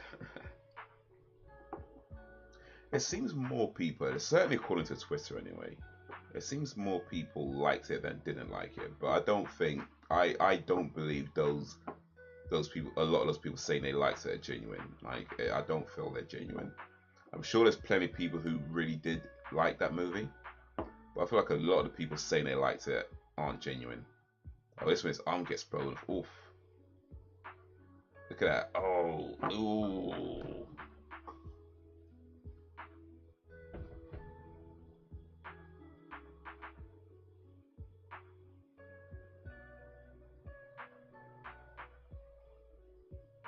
One armed.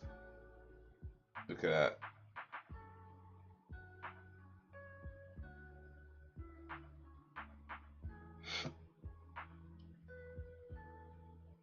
Esoteric. Oh, I know what esoteric means. It's like an acquired taste type thing, isn't it? Like,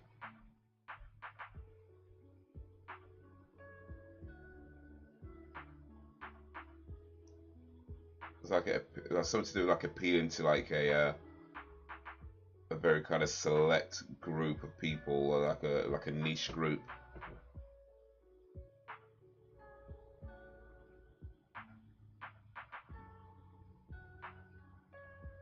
You think you're wrong, but it's okay.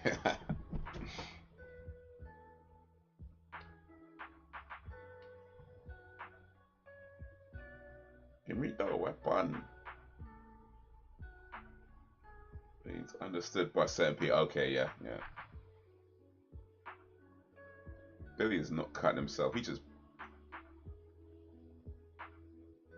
drew a line on his chest.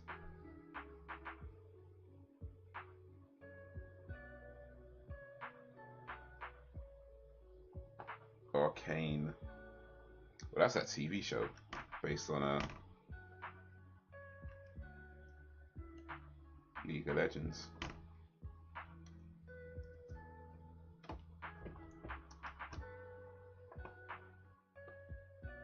Understood by few, mysterious or secret.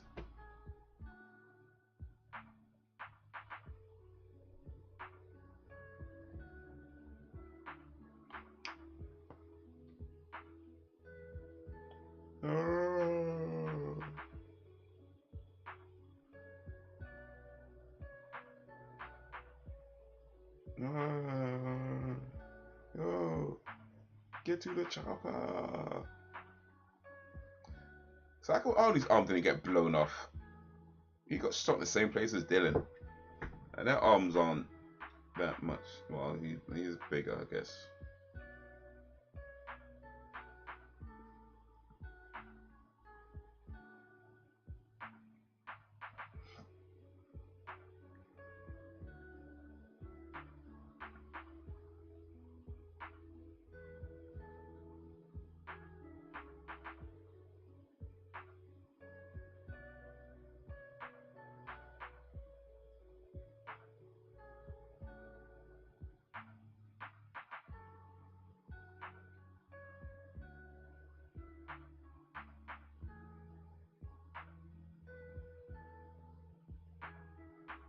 The way he fell, though, at least the way the camera showed, it looked like he was not aiming for the water.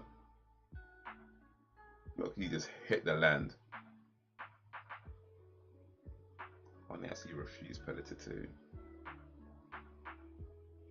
Probably for the best, to be honest.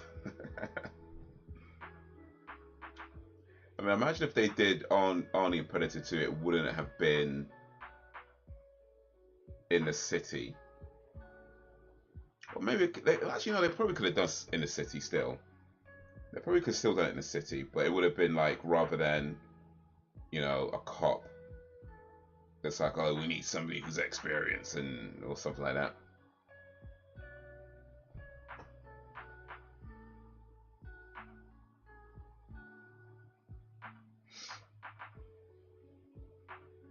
Ray is like, Mama, you either hate it or love it.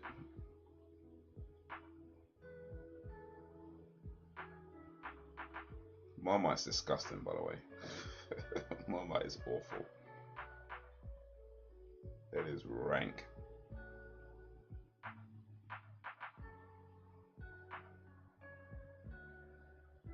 It's actually worse than brown sauce. Like, why is that bad?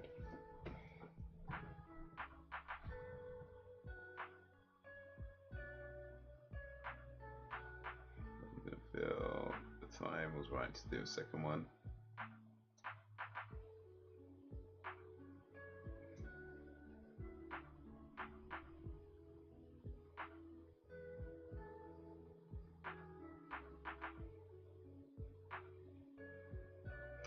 Three years later, that was Predator 2 was 3 years later.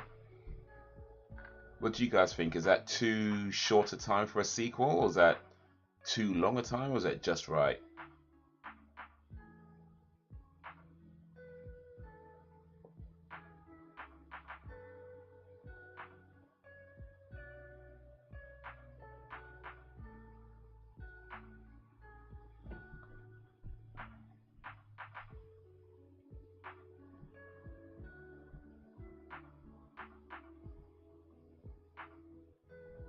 You know, my mind and Gray have something in common.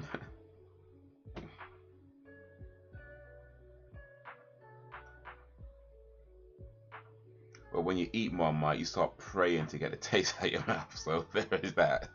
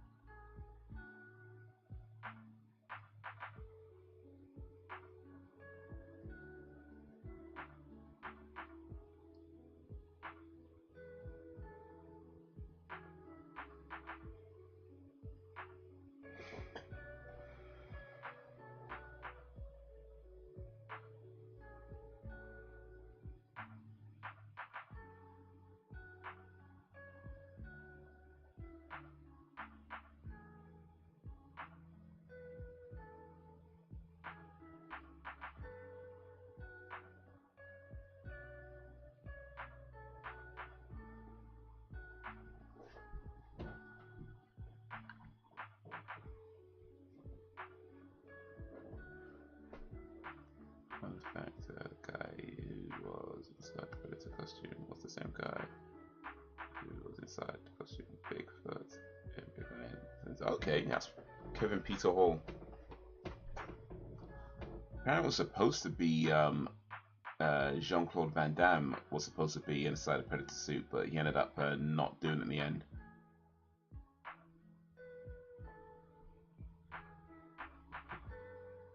How far apart the Terminator sequel was. They were, I think, about 6 years apart between 1 and 2. And then I think 3 was like quite some time as well, like 7, 8 years or something.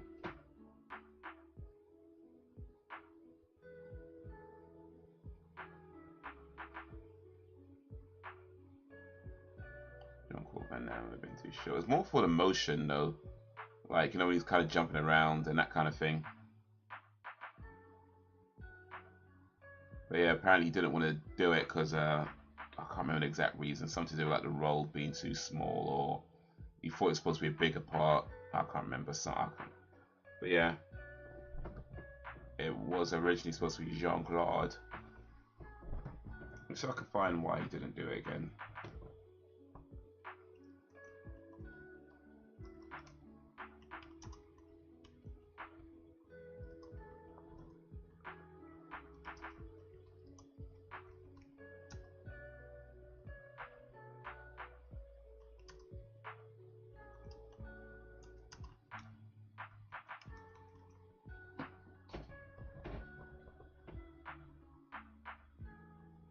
Okay, so according to IMDb, Jean-Claude Van Damme was fired from Predator because he wouldn't stop kickboxing. You may or may not know this, but Jean-Claude Van Damme was originally cast in 1987 film Predator.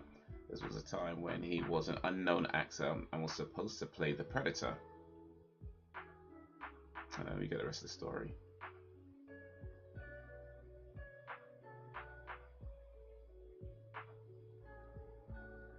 He eventually ended up being fired and replaced by Kevin Peter Hall.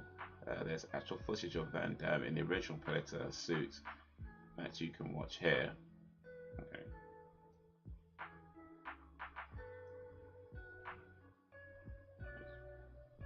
Van Damme was apparently just walking up to people like Silver and into people offices, jumping around and showing how high he could kick. Stunt coordinator Craig Baxley recalls. So apparently he was on set just doing random kickboxing moves around people. And they were like, no, we can't have that. Get off. Get off.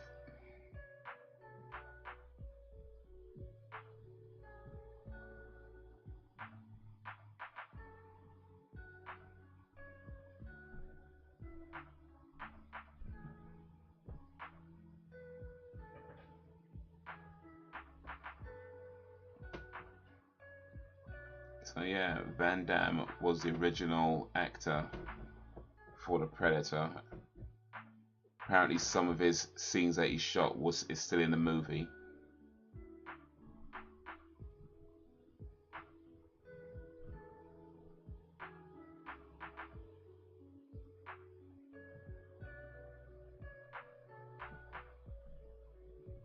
But he was fired for acting fool on set.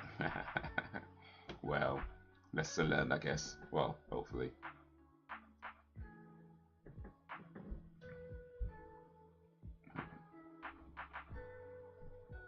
The Terminator Arnie was actually supposed to play Kyle. I didn't know that. That's interesting. So Arnie would have been in just one movie then. And then Michael Biehn would have been in all these crappy sequels.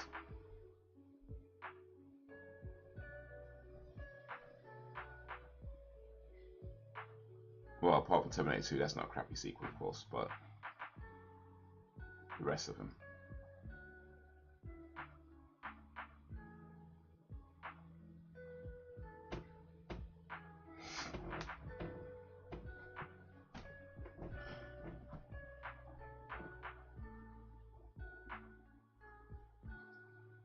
O.J. Simpson.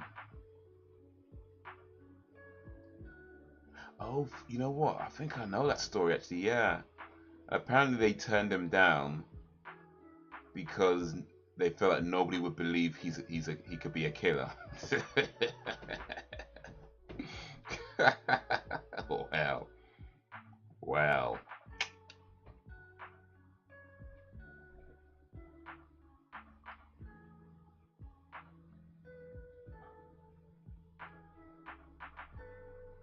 Indeed. Indeed. Bruh. OJ, yeah.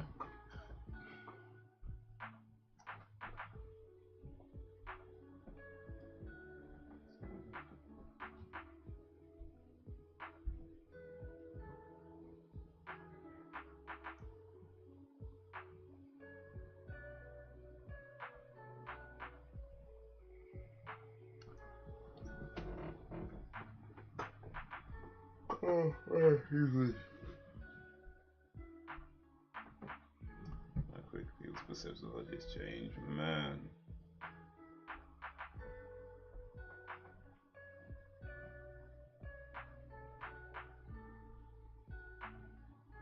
He got acquitted though. Was it if the glove fits, you must acquit or something like that? Was that the case? If the glove fits, you must acquit.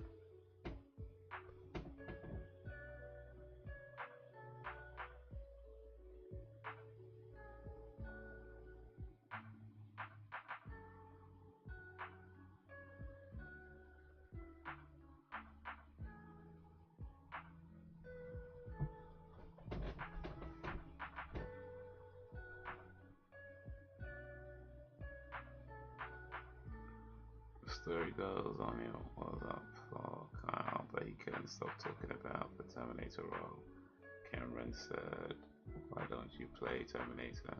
And then Arnie said, "Nah, because he had very little lines, but he didn't get the Terminator out of his head, so he agreed to play the Terminator." And it became one of his most iconic roles. How about that? Johnny Cochran, yeah. Yo, what up, Reese?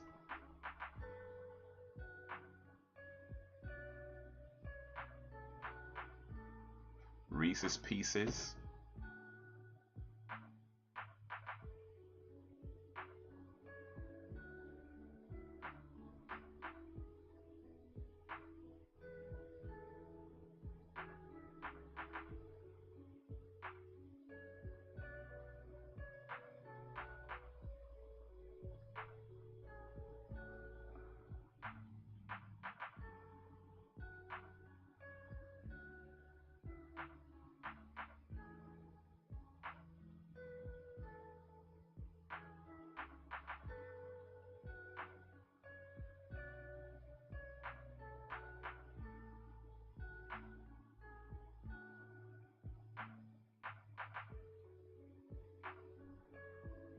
Better get some more mud.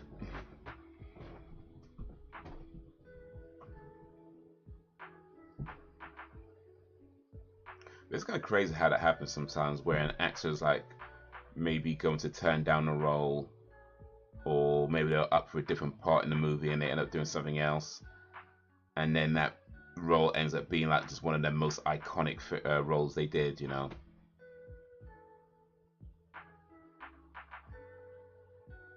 James Cameron regrets not using LJ for the role as Terminator. You know, I doubt he does. I mean, outside of okay, it wasn't your original choice that you didn't get, and that's always going to be some kind of thing, but I think just the way Terminator turned out, in particular Terminator 1 and 2, not so much 3 and the rest of them, but Terminator 1 and 2, yeah, I doubt he regrets it, but who knows, maybe he sits at home like, man, if only I use that Johnny Cochran defense.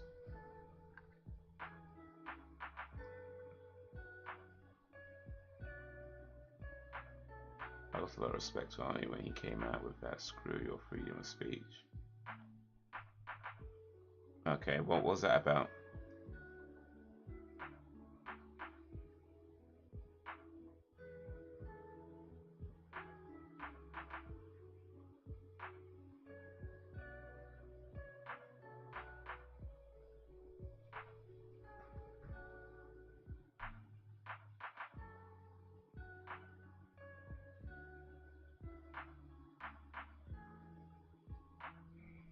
Trying to get your jab. Have no freedom times. Okay. Yeah, I think a lot of people said a lot of dumb things during that time.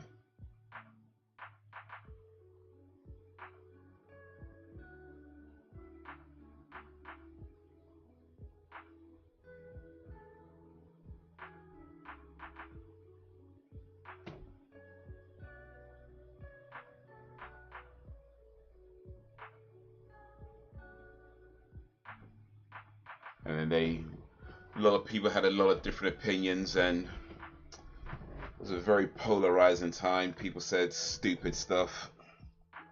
It is what it is. Nobody's perfect.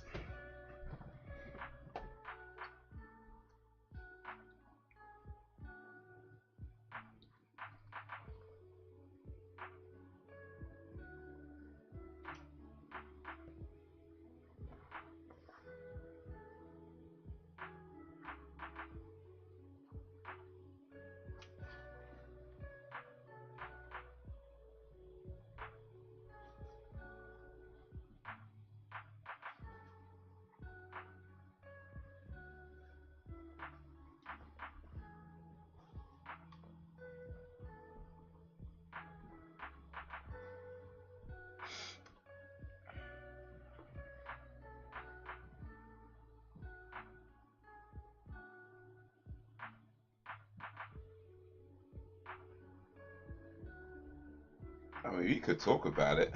You could talk about it if you want to. But yeah, I mean, lots of different opinions. It was very polarizing. Some people were very much for the vaccination. Some people were very much against the vaccination, and there wasn't really much common ground. There's a lot of misinformation, a lot of stuff we're being told, that then we're being told something else.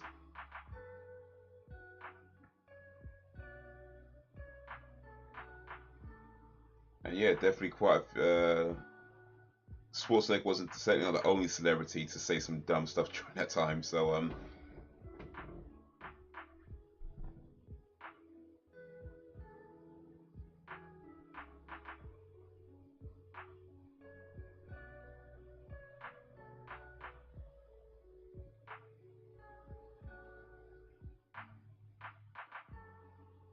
oh, look how close that was. Why don't you just stab him through the head though? Oh.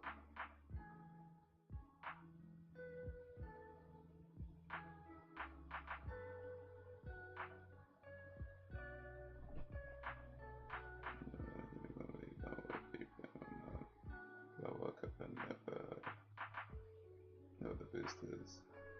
No, that's the powers of the system will be taken on the way. I mean, it's been a few years now.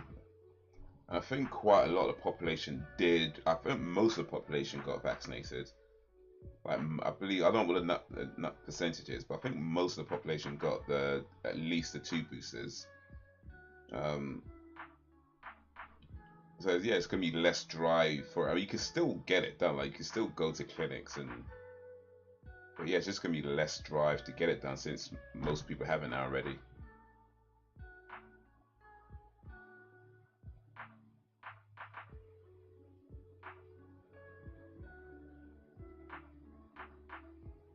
The masks. That's really written all over it.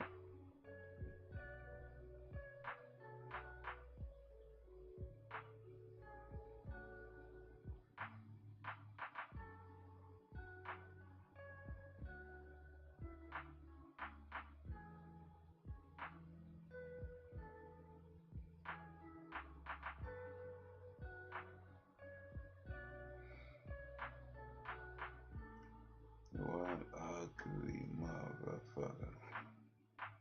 He might be considered really good looking in his planet though.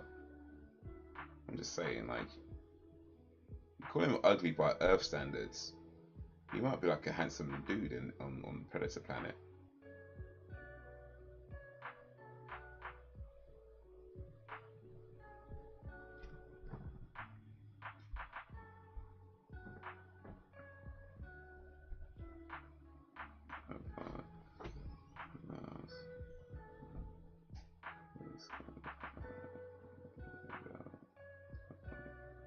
I mean, Boris is probably not a good example of anything, to be honest with you. So, you know what I mean? He's probably not a good example of just anything. That dude, man.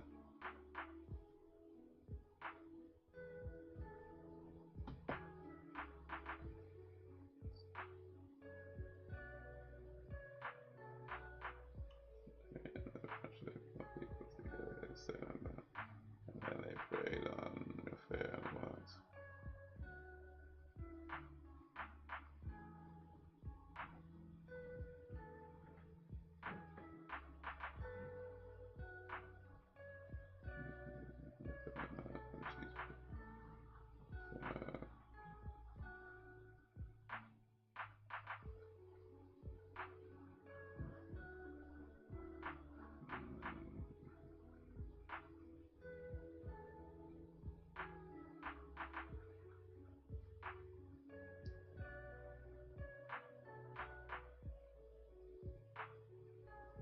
Yeah, I think my only issue with the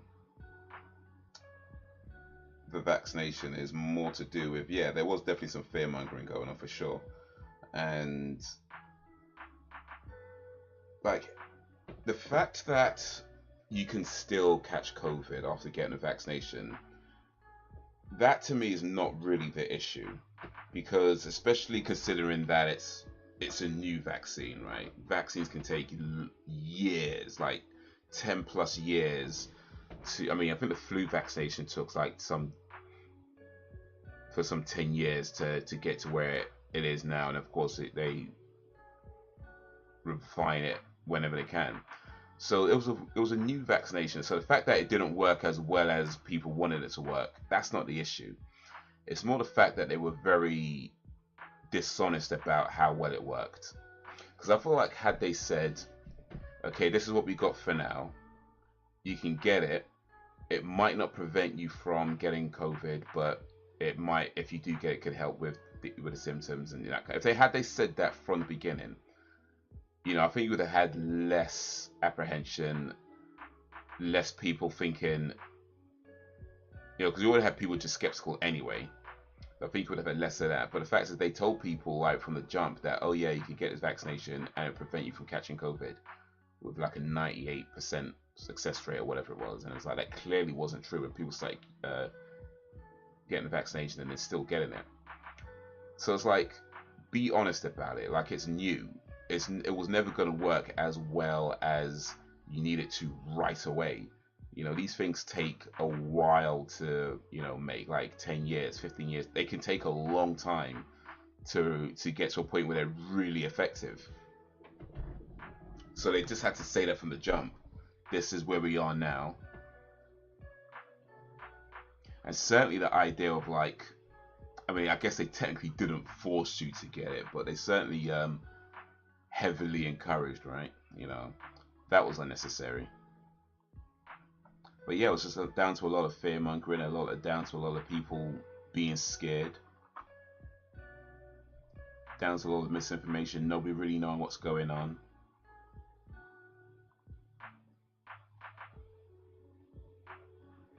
The donut thing, by the way, Reese, I think that was only in America. Like, 'cause I did check. we weren't getting no free donuts. It was like Krispy Kremes, I think, we're doing. I was like, I want a donut. I want a donut. They weren't giving them free over here. I think that was only in America.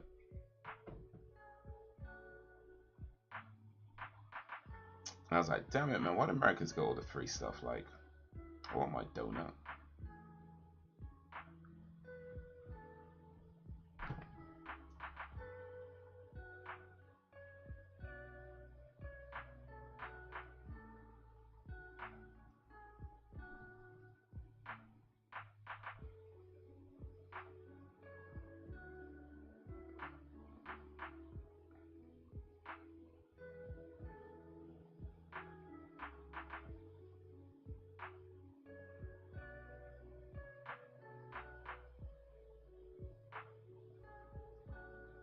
And this is Kevin Peter Hall's cameo, by the way, coming up in the helicopter. He's a pilot. There he is, right there.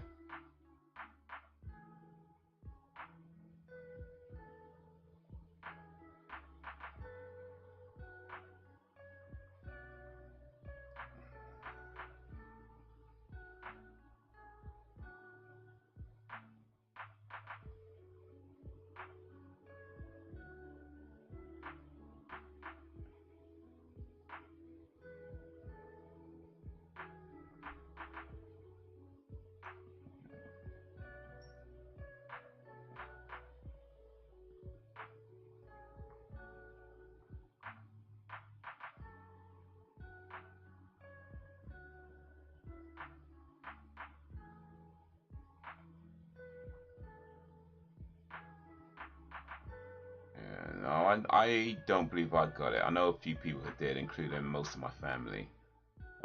They're okay, but then some other people did get it and did die. Someone I know from, well, I'll say I know, kind of not very well, but anyway, someone I know from the poetry circuit got COVID and passed. A friend of mine's father got it and passed away. So yeah, there were people that died. Like that did happen.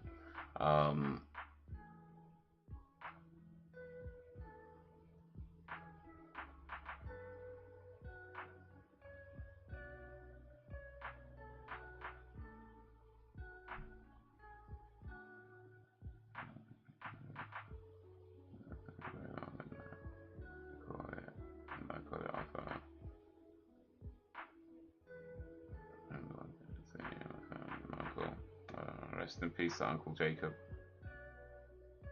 Yeah, pre-existing condition. Yeah, I mean, a lot of how, I mean, any illness really, even things like the flu, like the flu could be deadly you know, under certain circumstances, like if you have maybe other conditions, if you have like a weaker system, you know, things like that. So even something as common as the flu could be deadly.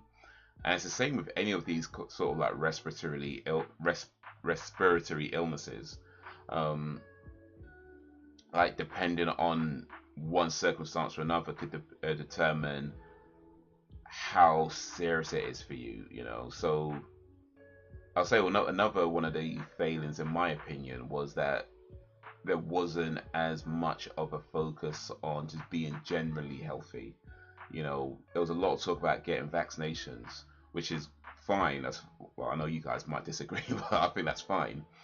But it just wasn't really enough sort of focus on just being healthy and making certain changes to your or diet or lifestyle that can help to boost your immune system. That way, if you did get something, you're better equipped to deal with it.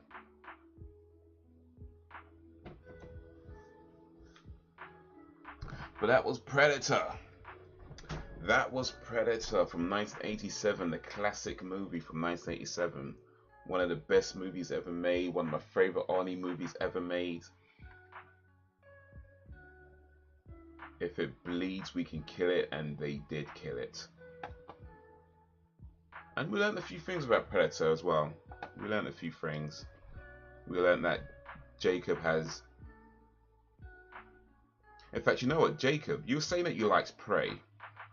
Are you sure you don't have COVID right now? Because clearly you have no taste. You know what I mean? Like, if you think Prey is a good movie, you obviously have no taste. So you might want to get checked for COVID. You know what I mean? Just in case, it might be still lingering. Might have some of those lingering effects. But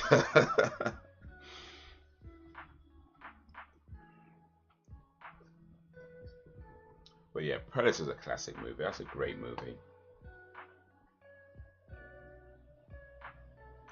By your standards. Alright, let me switch over to this scene.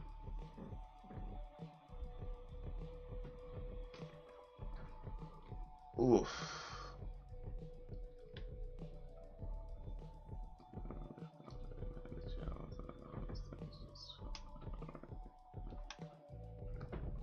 Testing positive for 2 weeks, but program not to get right.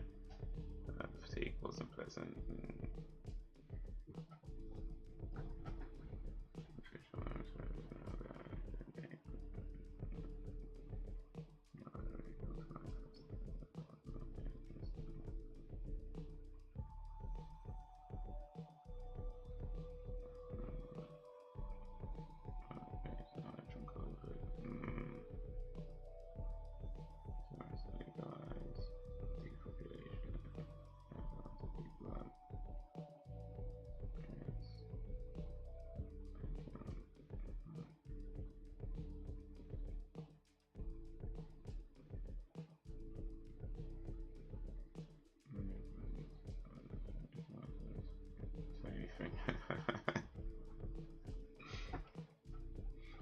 Well,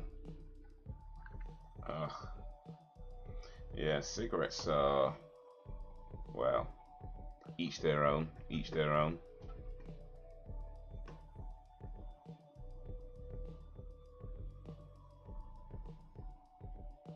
I guess that's a no, you haven't finished it then. Little J.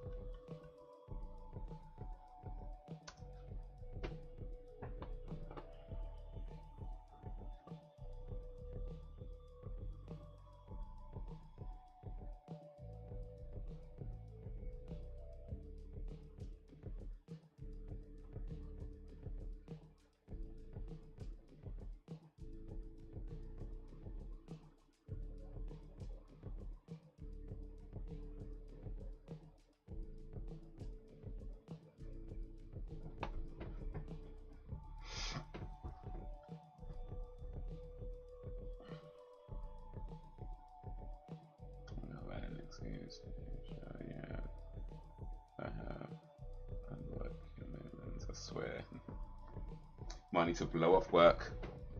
I have to tell your job, you know what? I need to watch this movie, man. I need to watch this movie. I'm off from tomorrow.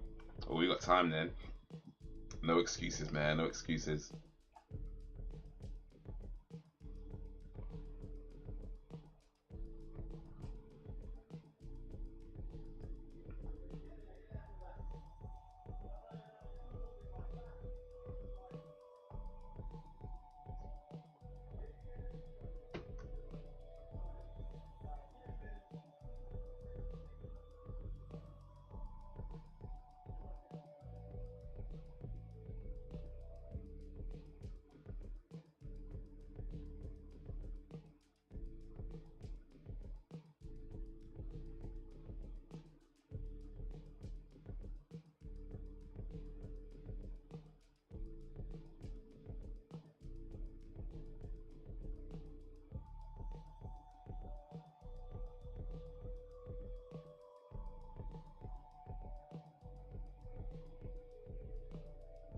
Watch it for the gaps in your fingers.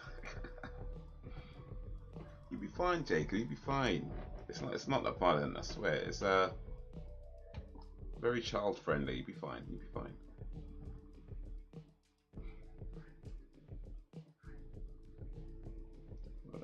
Relax and enjoy the movie. You got to plan it though. That's the thing. You got to plan it. Like actual planet. Like, okay, this is the time I got off. This is the time I gotta, eat foods. This is the time I gotta, clean the house. This is the time I'm gonna watch Martyrs. You gotta plan it. Stick to the plan.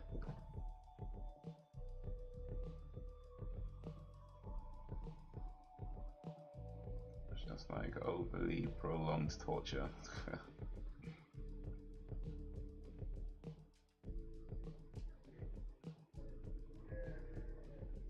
Yeah, it's a fun, family-orientated.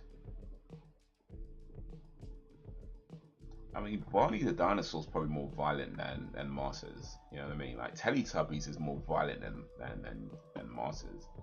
You know what I mean? Like it's a tame, kid-friendly, fun movie. That's all. You'll be fine. You'll be fine.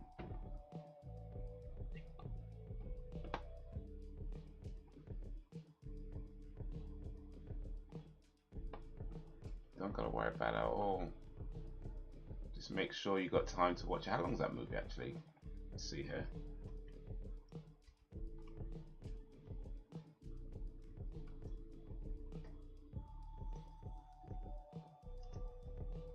Martyrs is it's only an hour 43. You could fit that in. It's not long at all. It's not a long movie at all.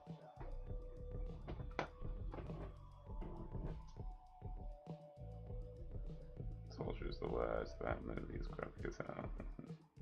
Cheers, it's violence. Is it gratuitous though? Let me see real quick. I keep forgetting to look at what gratuitous actually means. Yeah, good, done without good reason. I would say it's not gratuitous violence, because gratuitous means that it's done without good reason, like it's uncalled for, and it's there's reasons. There's reasons. There's reasons.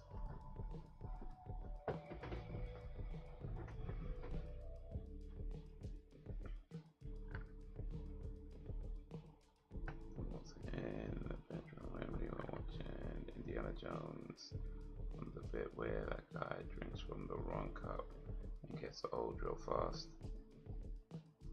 Like in extra size, so a bit oof.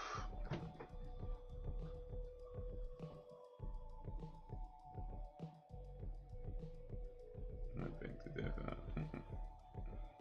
It's a bunch of worms, these big strong enemies, and now he's changing.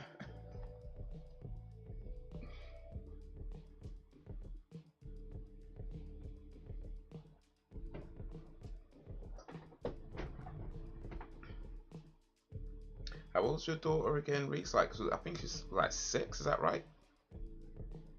She'll be fine. She'll be fine. She'll be fine. Or you could just tell her lies. You know what I mean? Daddy, can I have a sip of that? No, you saw Indiana Jones. Daddy, can I have some of your cake? Nope, you saw Indiana Jones.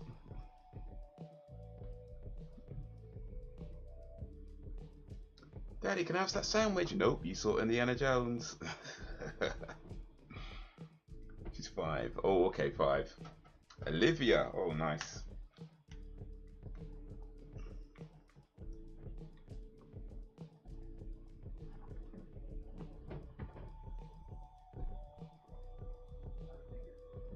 I need to change why I don't have the.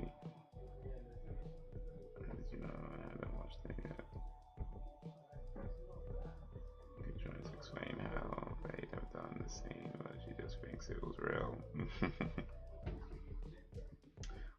Oh, to be a kid again, we could just believe stuff.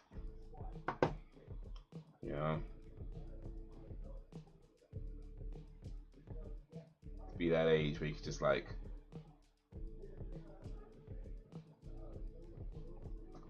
Everything's just amazing and brilliant and scary and all of that. You know, the woman I can watch it easily. I'm becoming way too predictable. So watching that cartoon about that real multi-kid and it's sending her like can't remember the name of it. Like Dennis the Menace? Or I mean Dennis the Menace is probably not even on TV no more actually. So it's probably not that. 2023 version of Dennis the Menace. Dennis the Menace was years ago, like, bruh.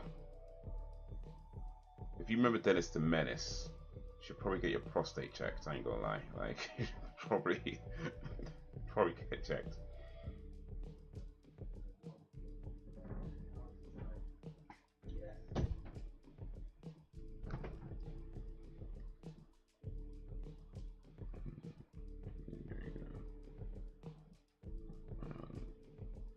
Like a series and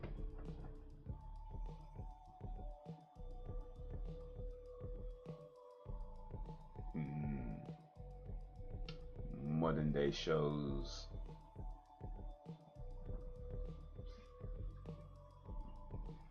Stuff as a kid. Yeah, it used to come on TV. It's based on the based on a comic strip by the Beano.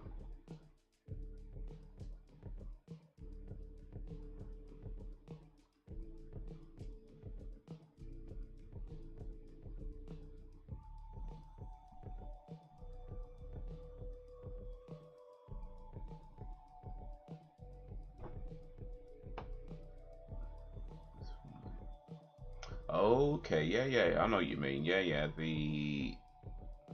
Let me just find it, but yeah. Is this actually? Is this the one? So I know there was a movie that I saw. Yeah, here we go, Christopher Lloyd, Switchblade Sam.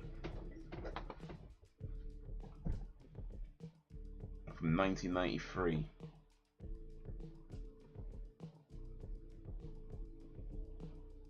What's going on your uncle's once when she was 18, she puts you guys to shame. She watched it twice. That's for his name, Doc from Back to the Future. Yeah, Doc Brown.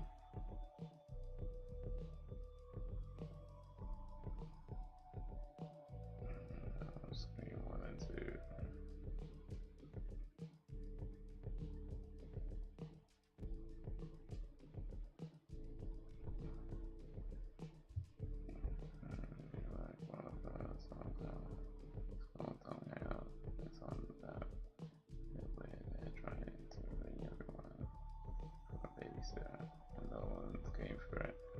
Yeah, I've never seen a film. Honestly, I don't remember much from it. It was that long ago. But remember I watched it once, probably on TV. But yeah.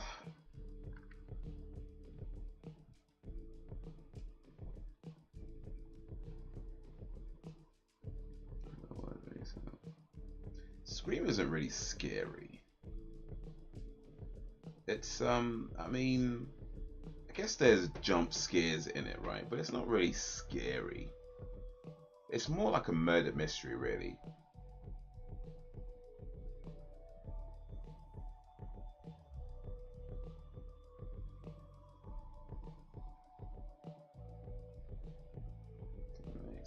Can I say I watched it again last year? Maybe I need to watch it again.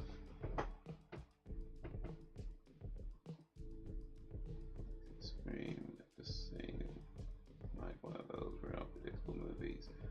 Well,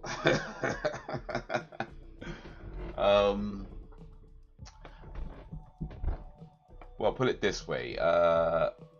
Very first time I watched that film,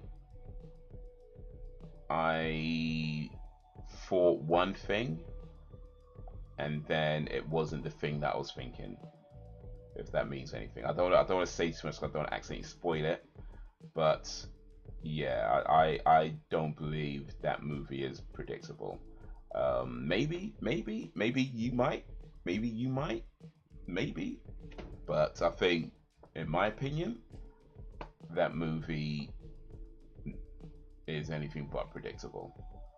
Even times where it feels like it's being very predictable, not quite. But let me not say too much. So I don't want to spoil it, just in case you might want to watch it one day.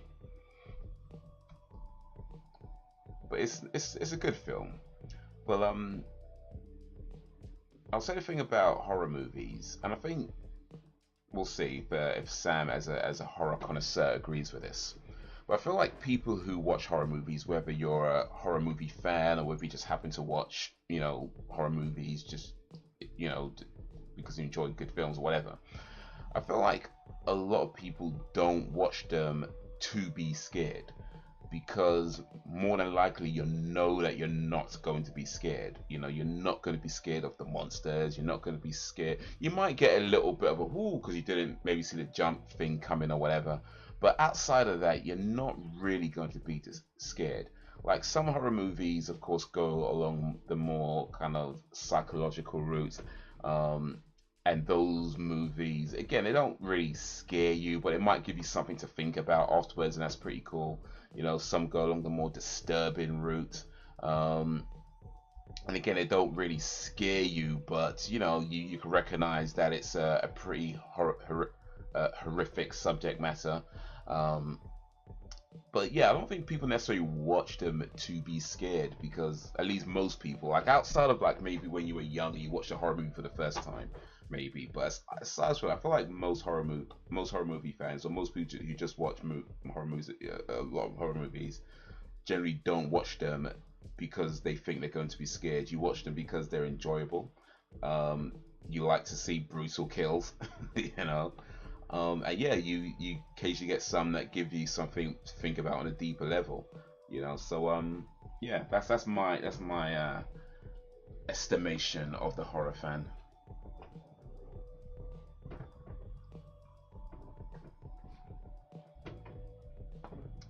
I don't remember Wishmaster at all, actually.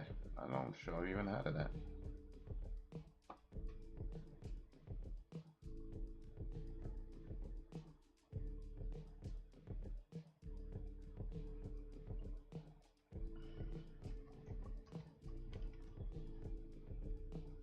Wishmaster 1997.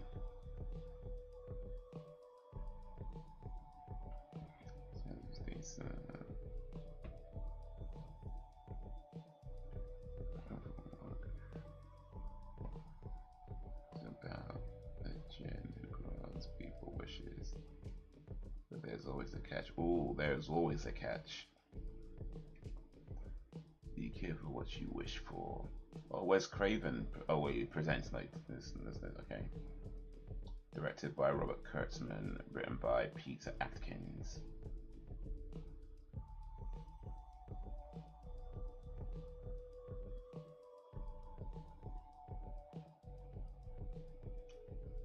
With Robert Englund, of course. But yeah, indeed, be careful what you wish for. You just might get it. That is a very true statement indeed. Be careful what you wish for.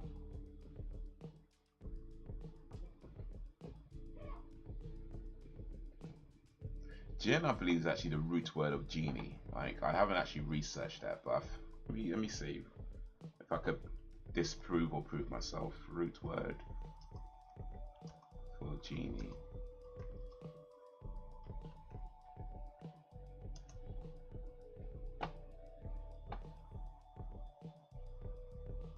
Yeah, it's Jinn, Arabic. Let's just go back to the fallen midst. Yeah, what? So it's an old word. But yes, that root word for genie. Like the Jinn are believed to reside in dark places that most people never go to. You know, so you'll never see one, and they very rarely reveal themselves to people.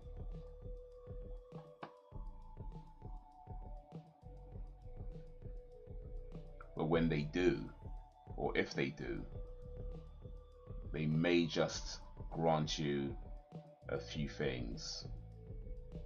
But as the saying goes, be careful what you wish for. You just might get it.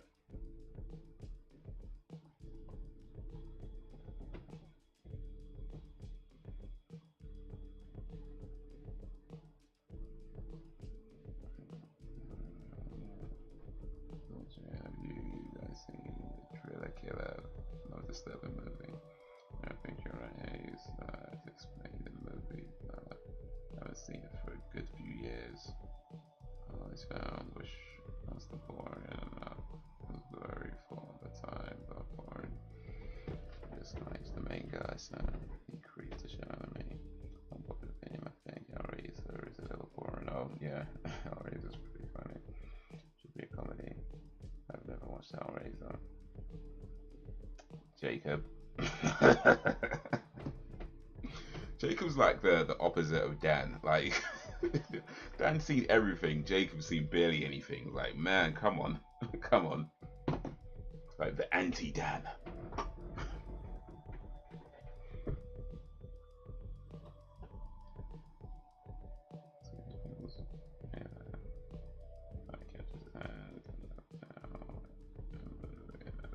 Downstairs. Yeesh, that sounds horrible actually. That sounds yeesh.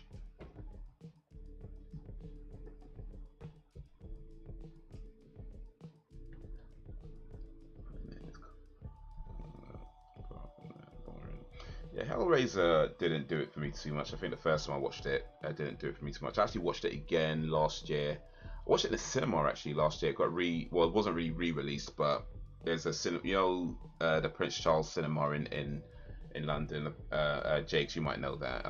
But there's a Prince Charles Cinema in London. They were showing it, and yeah, I watched it there with a friend, and I guess I appreciated it a little bit more the second time around just because I was watching it in cinema. But yeah, still didn't necessarily think it was a good movie. Had its charm, of course, but I feel like the biggest letdown for me of that movie is that you don't really know much about Uncle Frank. You know, you don't really know enough about him to really see him as the bad guy. You know what I mean? Like, it's just kind of like there. And of course, you understand his motivations, that he wants to get his body back or whatever. And you understand that he's kind of a cruel arsehole. But you don't really get his full motivations because you don't know that much about him. So I feel like that was, for me, was kind of like, you know, something that could have, I mean, I don't know if there's missing scenes or whatever, but I just feel like you always want to have if you're gonna have a bad guy, you want to know they're a bad guy and why they're a bad guy. You know, you just kind of, I feel like that's for me what makes a real bad guy, and it just wasn't really getting that with Uncle Frank. He was definitely a weirdo, you know, but kind of a pervert. But yeah, you weren't really getting that full bad guy feeling from him.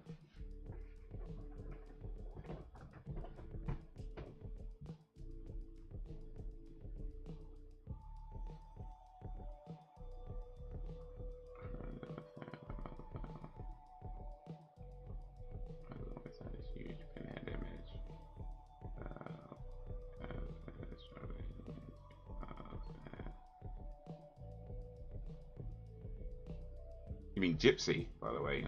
It's, yeah. Um, comes to this massive car park for a week every year. Probably soon. It was a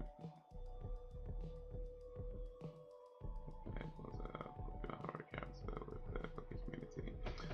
Kind of was actually. I mean, the first movie, Pinhead's barely in it, really. I mean, the Cenobites in general are barely in it, and Pinhead is just kind of referred to as like the lead Cenobites, but none of them actually have names. But the name Pinhead kind of came, I guess, because of the pins in his head, right? Um,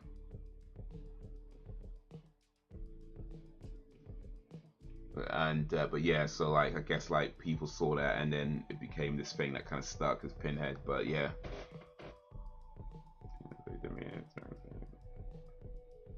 That's just how we refer to gypsies. Okay, I get you. I get you.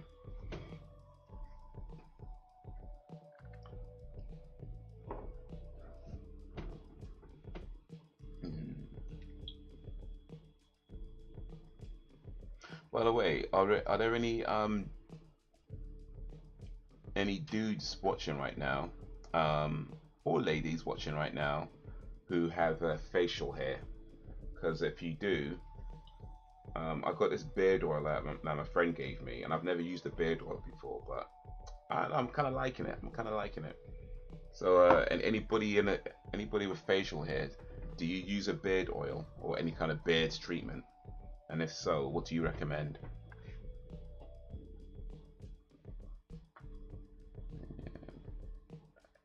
I know the Friday 13th movie where Jason is, and also from Jason doing his thing.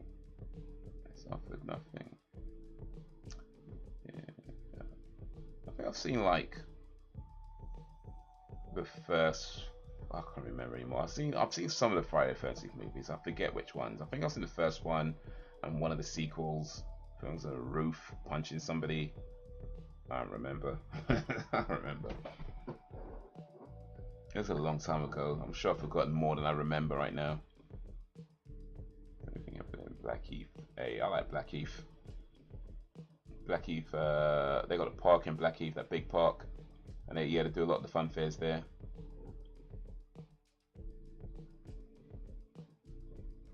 I don't trust them, Ryzen. I'd be fine. It'd be fine. They get safety checked once.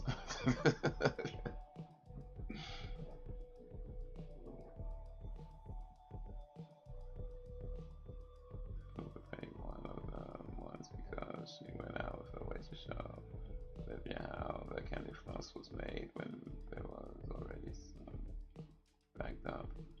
She was having none of it. Wouldn't take a penny. That's nice, man. Just doing it out of kindness. What it actually costs.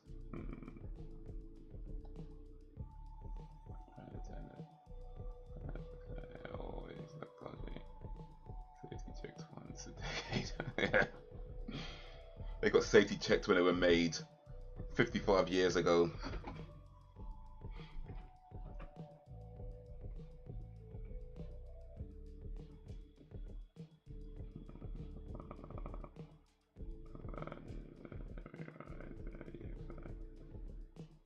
Speedway. Full speed. Oh, that's horrible, man.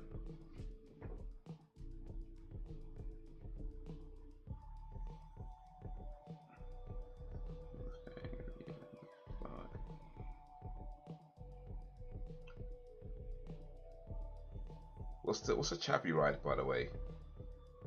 I mean, I'm familiar with the word chav, but what's a chavvy ride? Like, are we talking about like the cheap fun fairs, or I'm kind of guessing right now. What's a chavvy ride?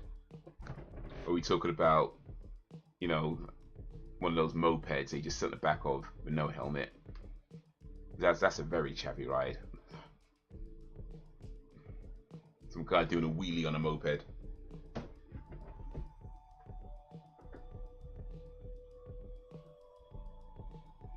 Alright, so all the chavs congregated at and went on. Like Jason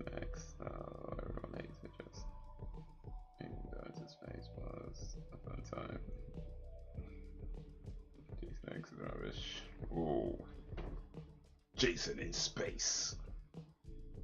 Because why not?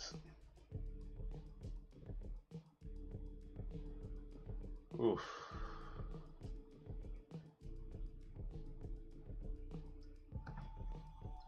New monkey type music.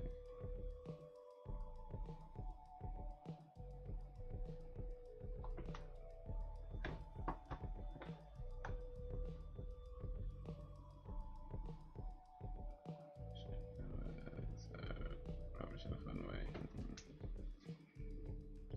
What's monkey type music? I'm trying to learn today. Monkey type.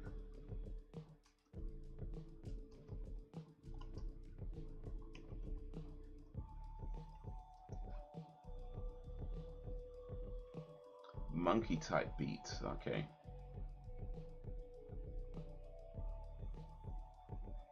Chav music. I've got a video called Monkey Type Beat. Let me play this a little bit.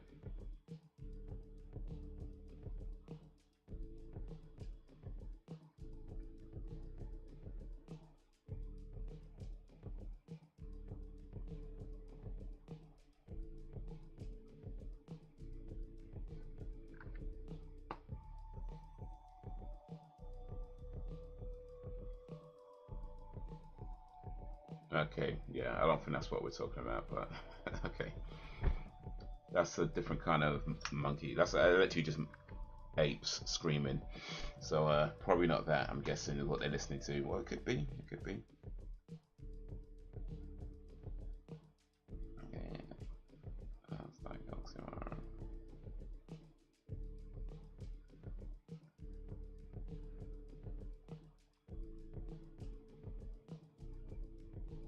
Yeah, some movies are like that though. Like they are objectively bad, but in being objectively bad, they somehow manage to be enjoyable. And I don't know if that's something you can plan, you know, like because there's some films that are just bad movies, and they're objectively bad movies. They're boring, you know. Then there's other movies where they're objectively bad films. You can recognize them as being objectively bad movies, but they somehow manage to be fun to watch, or maybe unintentionally funny. Um, and just a good time, even though you know it's not really a well-made film. You know, so I feel like that's. I don't know if that's something you can plan. It probably, I don't know. Maybe if you work hard enough. I don't know if that's something you can plan. I think it's just like it just happens. Some movies just manage to do that.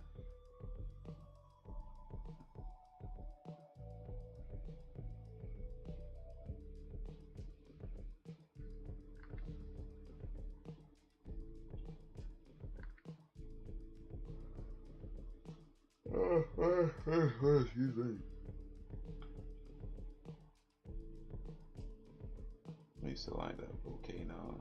Really bad, but somehow entertaining. I can't remember who the main guy was now. Let's see here, volcano.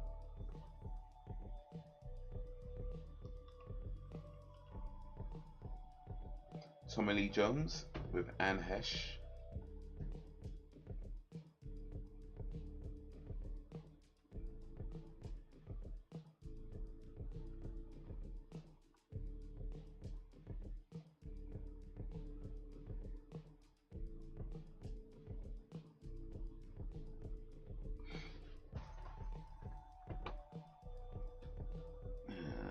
Funhouse Massacre is my favorite.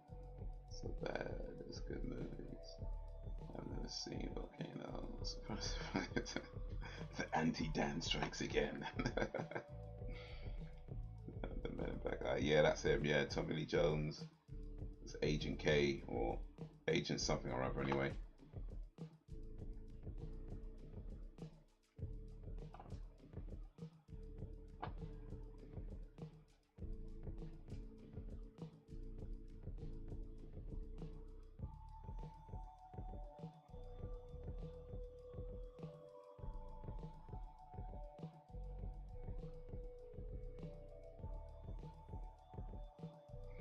He's also in No Country for Old Men. If you guys have seen that, that's a good movie. Kind of a weird movie, but it's a good, solid movie.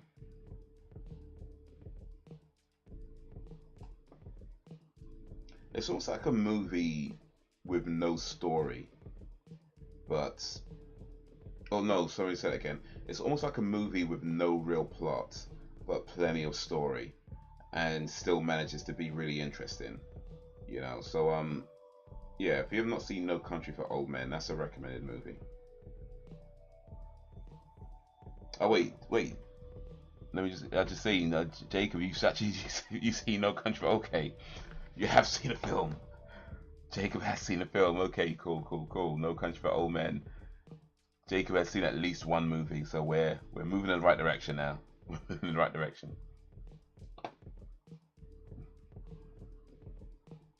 Reese hasn't seen it. Okay, well, Reese, that's a recommended movie, No Country for Old Men. The fact that it's the only movie little Jacob has seen, that might tell you something.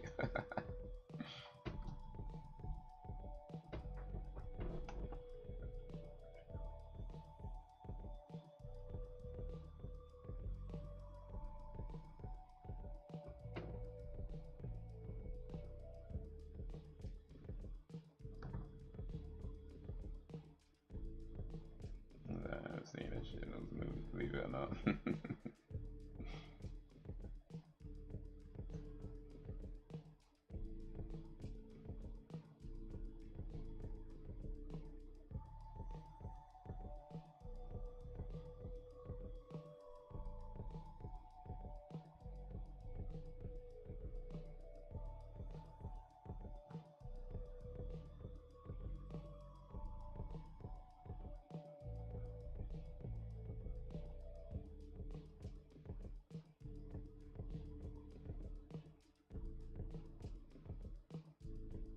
So here's a question for those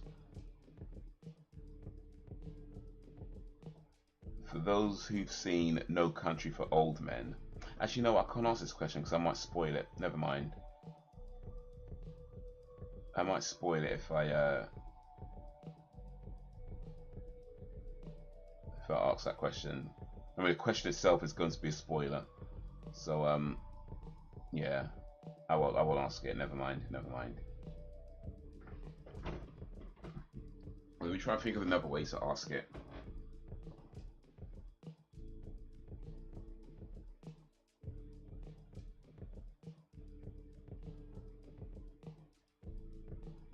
I don't know. I don't know if I could ask the question without spoiling the movie. So, all right, never mind. Never mind. Never mind. But yeah, it's a good movie. Worth seeing. Worth seeing a few times. Like I said, it's kind of a weird movie, but yeah, definitely worth seeing.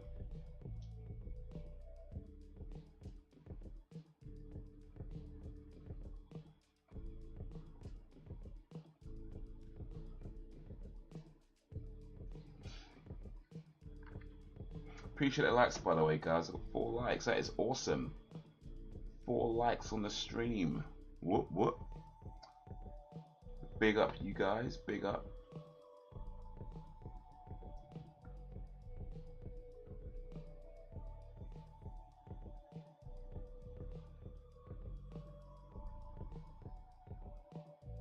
Okay, I just missed a bunch of stuff. One sec. Let me catch up real quick.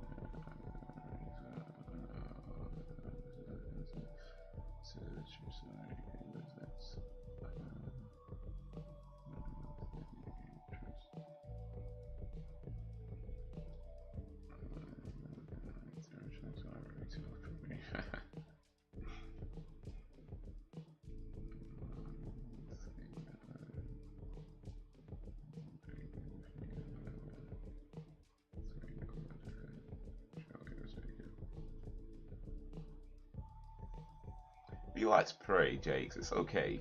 You can like pray, it's not a problem. Just, you know, just know that that's the means you like a film that just isn't very good. It's okay. Some people like films that aren't very good. Some people enjoy boring movies. You know, it's fine. It's fine.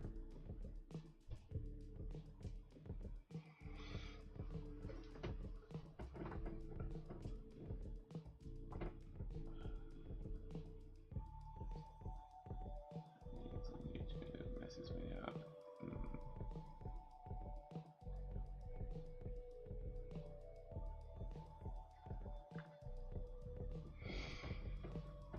Oh. What's that film called again? Let me just check real quick. Was it something or other? Heavenly Creatures, okay.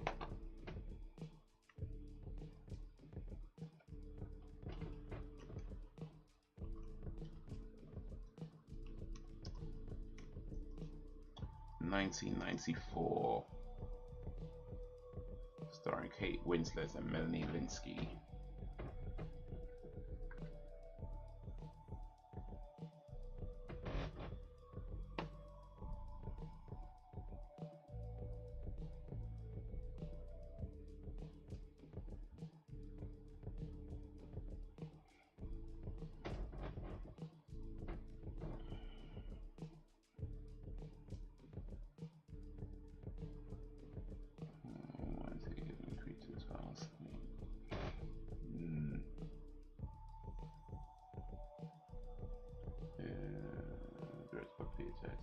And I'll try and watch this whole movie.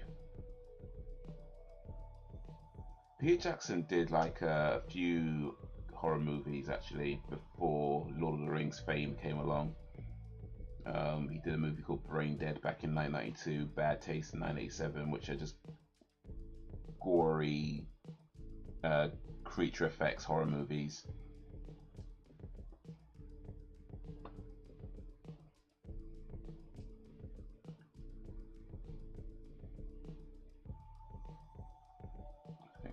Jackson's first.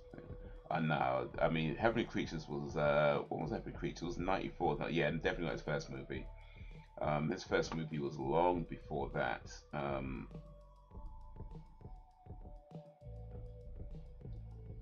Long before that. Like, he made a bunch of movies in New Zealand.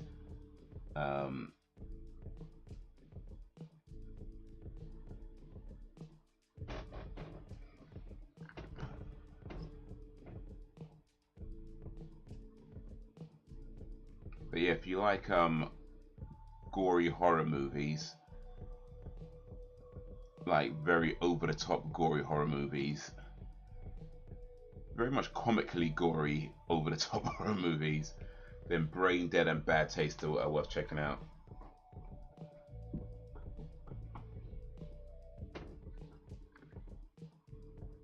I appreciate you just the way you are, even if you do say you watch stuff, then it's good to finish out. Like boring stuff. We appreciate you. Exactly. We appreciate you. Just be true, be you. Always be true, be you. Jungle Fever. Isn't that the one with Wesley Snipes and a Spike Lee movie actually, Jungle Fever. So Jungle Fever's a, let me see here, I swear it's a Spike Lee movie. Yeah, it's a Spike Lee movie from what was this?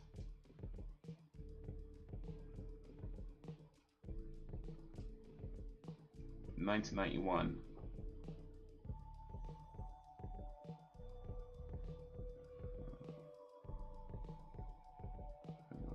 That's so good, Reese. So good. So I didn't taste the movies. I'll have you know.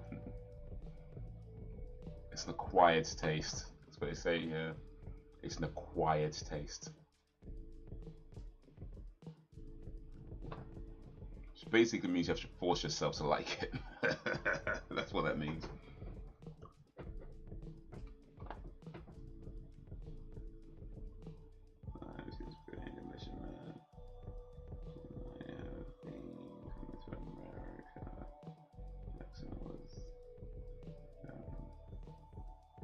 wait, are you talking about Samuel L. Jackson? Sorry, I thought you were talking about Peter Jackson. My bad. Sorry.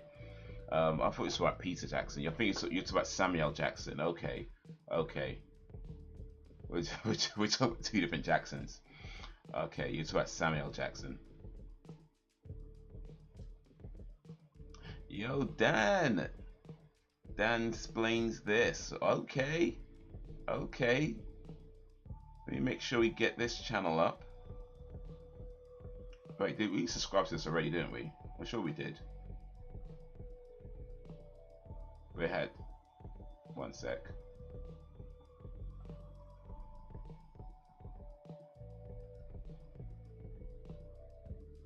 Oh yeah, we did. Well, I did. Let me make sure you guys subscribe too. There you go. There's a link. Make sure you subscribe if you haven't already.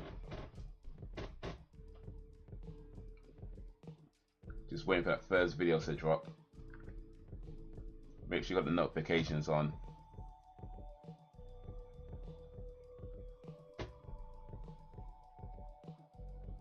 How you doing, Dan?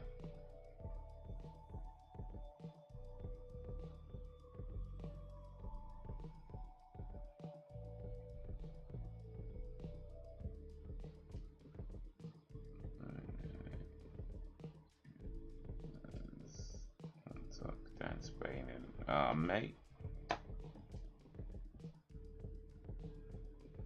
Whoever took dance playing, let's go to that. No, no, let's not do that. Let's not do that. They will not encourage bad behavior.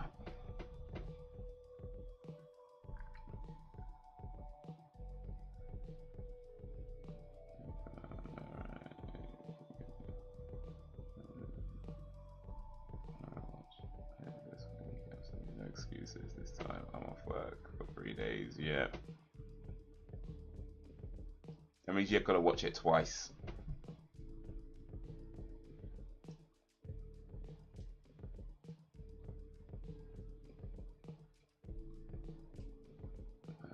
It doesn't go away.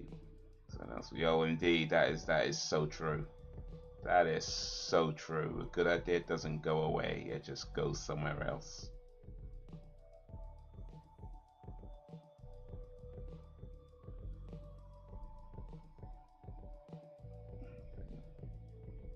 Rudega 420.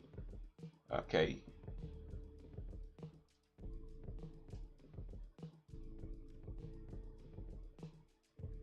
$420, huh? All right. All right.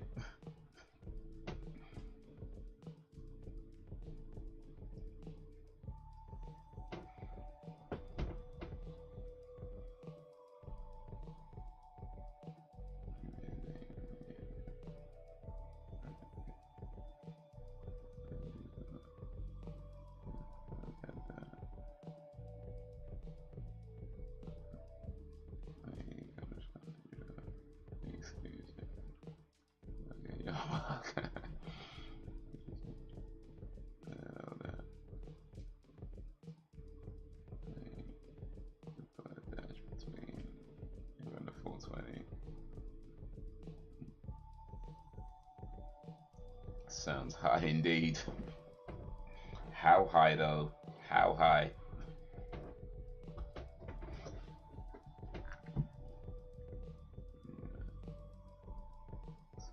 Like 2 years.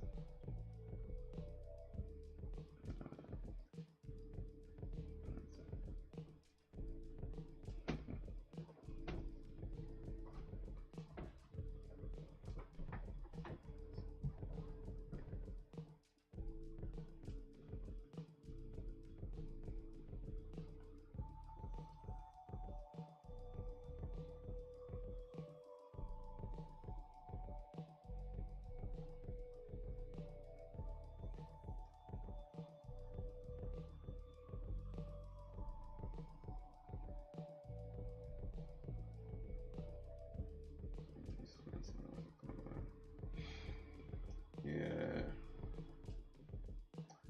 I like to get involved in the gamings, but yeah, I think outside of streaming it's difficult to find time. depends on the week, of course, but yeah. Right, it lags. Brings the console up in a second. Fortnite.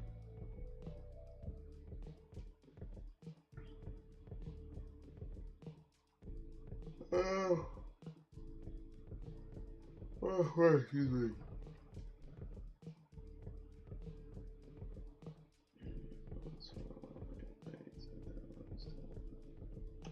Mom stamp.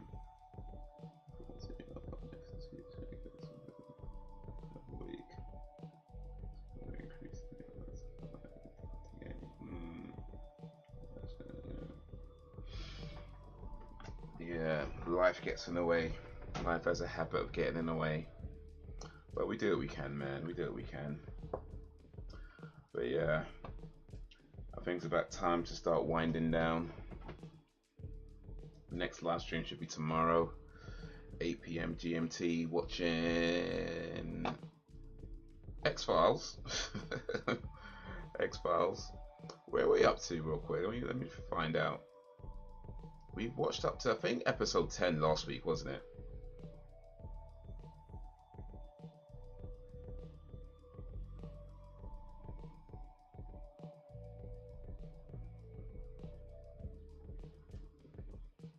On season 3.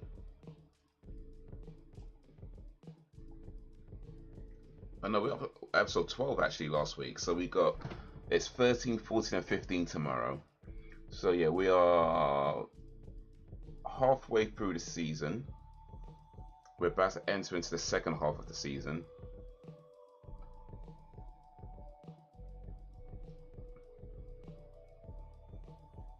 And then we'll decide from there. Are we going to X-Files season 4 right away? Or are we going to take a break, watch something else, and come back to the X-Files? We'll see. We'll see.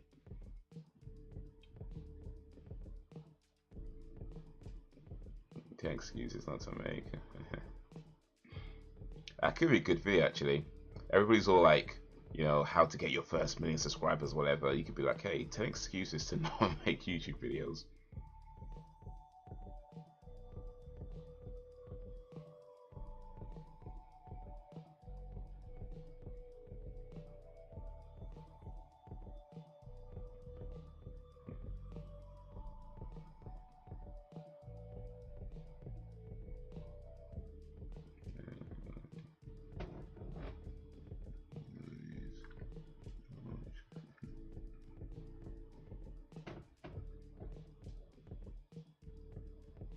Dan Corleone.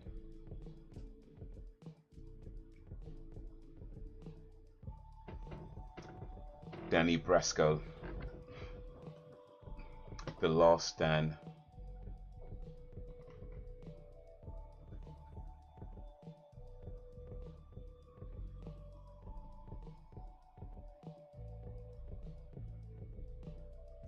Dan Day Afternoon. Oh, that's a good movie, by the way. Well, Dog Day Afternoon, but yeah, yeah. Attica, Attica, Attica. Movies and games I have to play. They need these, please have some pity for me. Well, but I know that struggle. So many things to do, so little time.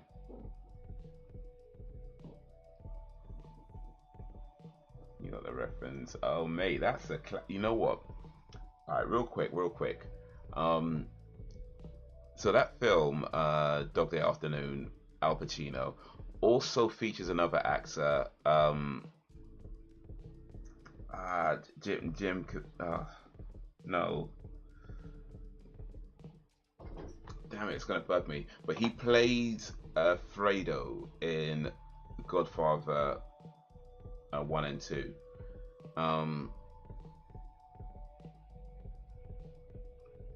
And that actor, I'm blanking on his name right now, but he didn't do many movies.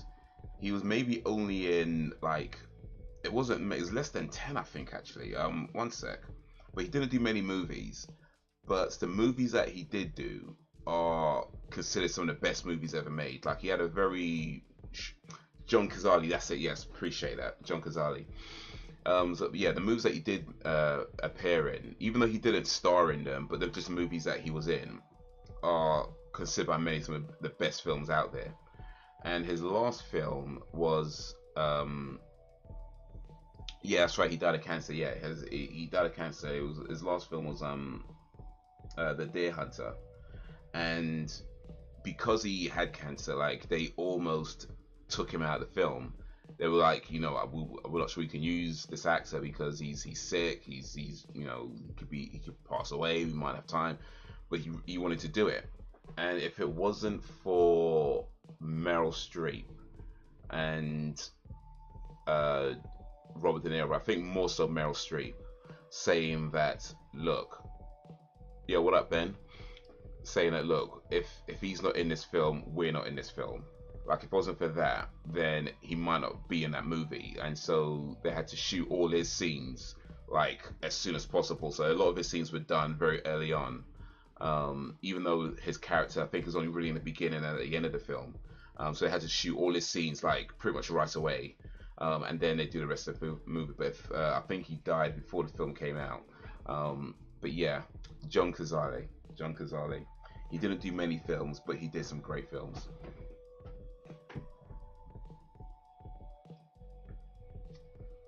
Yo, what up, Ben? Ben, you was at the real life thing last week, wasn't it? So how was that? How was that? Deer Hunter. I think Jacobs might be redeem himself a little bit. He has seen some good movies. Deer Hunter, yeah. It was very emotive. Even the music. Yeah.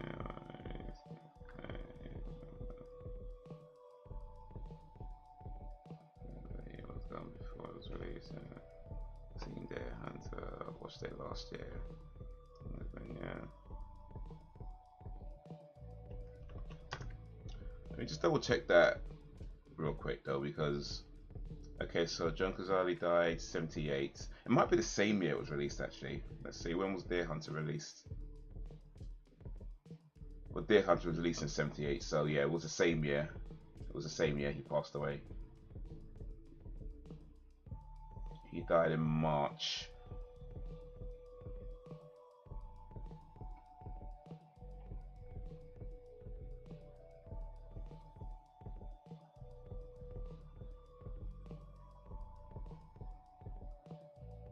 And yeah, okay, it wasn't released until December of that year. So, okay, so yeah, he passed before it was released.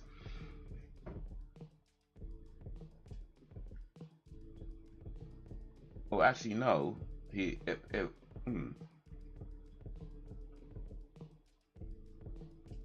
Oh, that's 79. My bad. I'm reading it wrong. That's 79. Yeah, so yeah, he passed before it was released.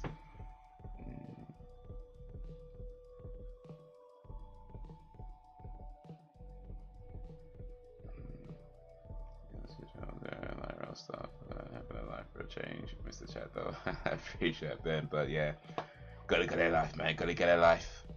In fact, speaking of having a life, let me say this again because there's some new people in the chat right now. You didn't hear me say it earlier, so Sam and Jake's heard me say this, but I'm writing up a list of things to do before 50 because I would like to have some of this life that I keep hearing about too.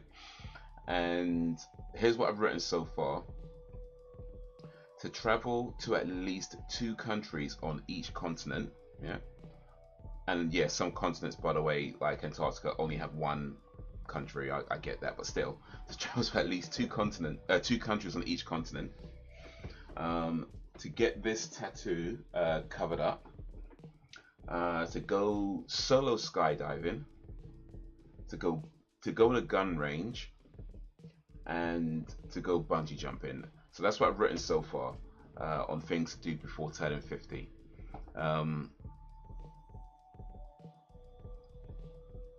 It's not a complete list. I may not get everything done, but I do want to write up quite a few things and as much as possible get a lot of it done.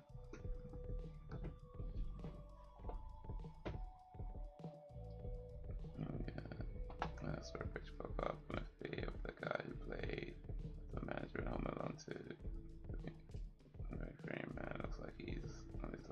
make so sad. Indeed. Including or excluding continents you've already been to. So yeah, I've decided it's not going to include places I've already been to, because I've technically done some of that already. Like I've been to 2 countries in North America. I've been to 2 countries in Europe, well, more than 2 countries in Europe. So yeah, I feel like I just want to. I'm gonna start that again. I'm gonna start that again and be like, from here on out, 2 countries in each continent, except for Antarctica, because it's only 1 country in Antarctica, and the North Pole as well. I want to go to the North Pole. That's on the list too. Haze on the gun range, terrifying. I mean, you know, I'm sure I could at least shoot in a general direction, right? Just don't have nobody standing near me. That's all.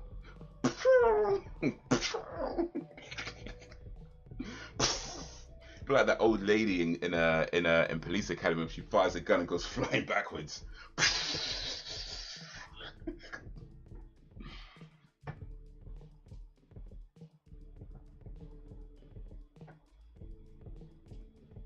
Any trips planned for the near future? Kinda, yeah. So right now I'm saving for the next trip, which is hopefully going to be Amsterdam. Just putting some money aside for that. But I'm thinking what I might do is go to Amsterdam via Paris. That way I can kind of kill 2 birds with 1 stone, so to speak. You know, like go to Paris, because you can get to Paris relatively easily and cheaply from the UK. Like you go on a train and you're there, right, in a few hours. So I'm thinking like go to Paris. That way I've got Paris done. I've never been to Paris before, never been to France before. So I could get that done. That'd be like 1 country. Then from there go to Amsterdam, and then come back from there. And that way that's 2 countries in Europe on 1 trip. So that's what I'm thinking I might do. But yeah, just saving a little money for that. Then, and then once I've got a bit of money saved, I could actually plan it properly. Yeah, I've heard that about Paris actually, but I mean that's fine. I don't plan on staying there very long, so it's fine. Just see a few sites, you know, and then move. Visit down in Belgium on the Euro side. Could do, yeah. Stop by Belgium, and be like, yo, what up, Dan? Can I have some chocolate, please?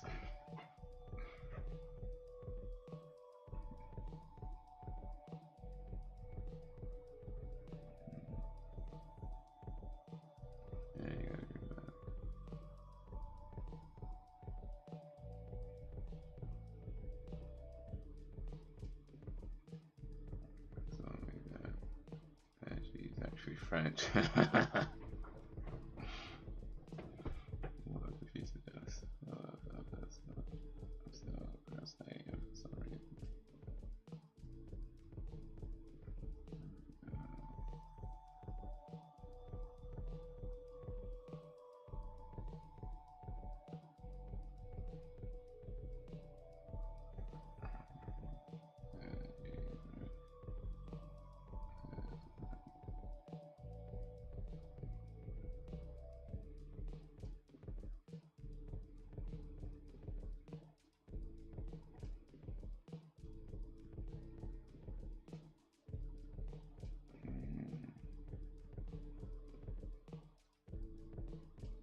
That's a shame, Brack. Sorry.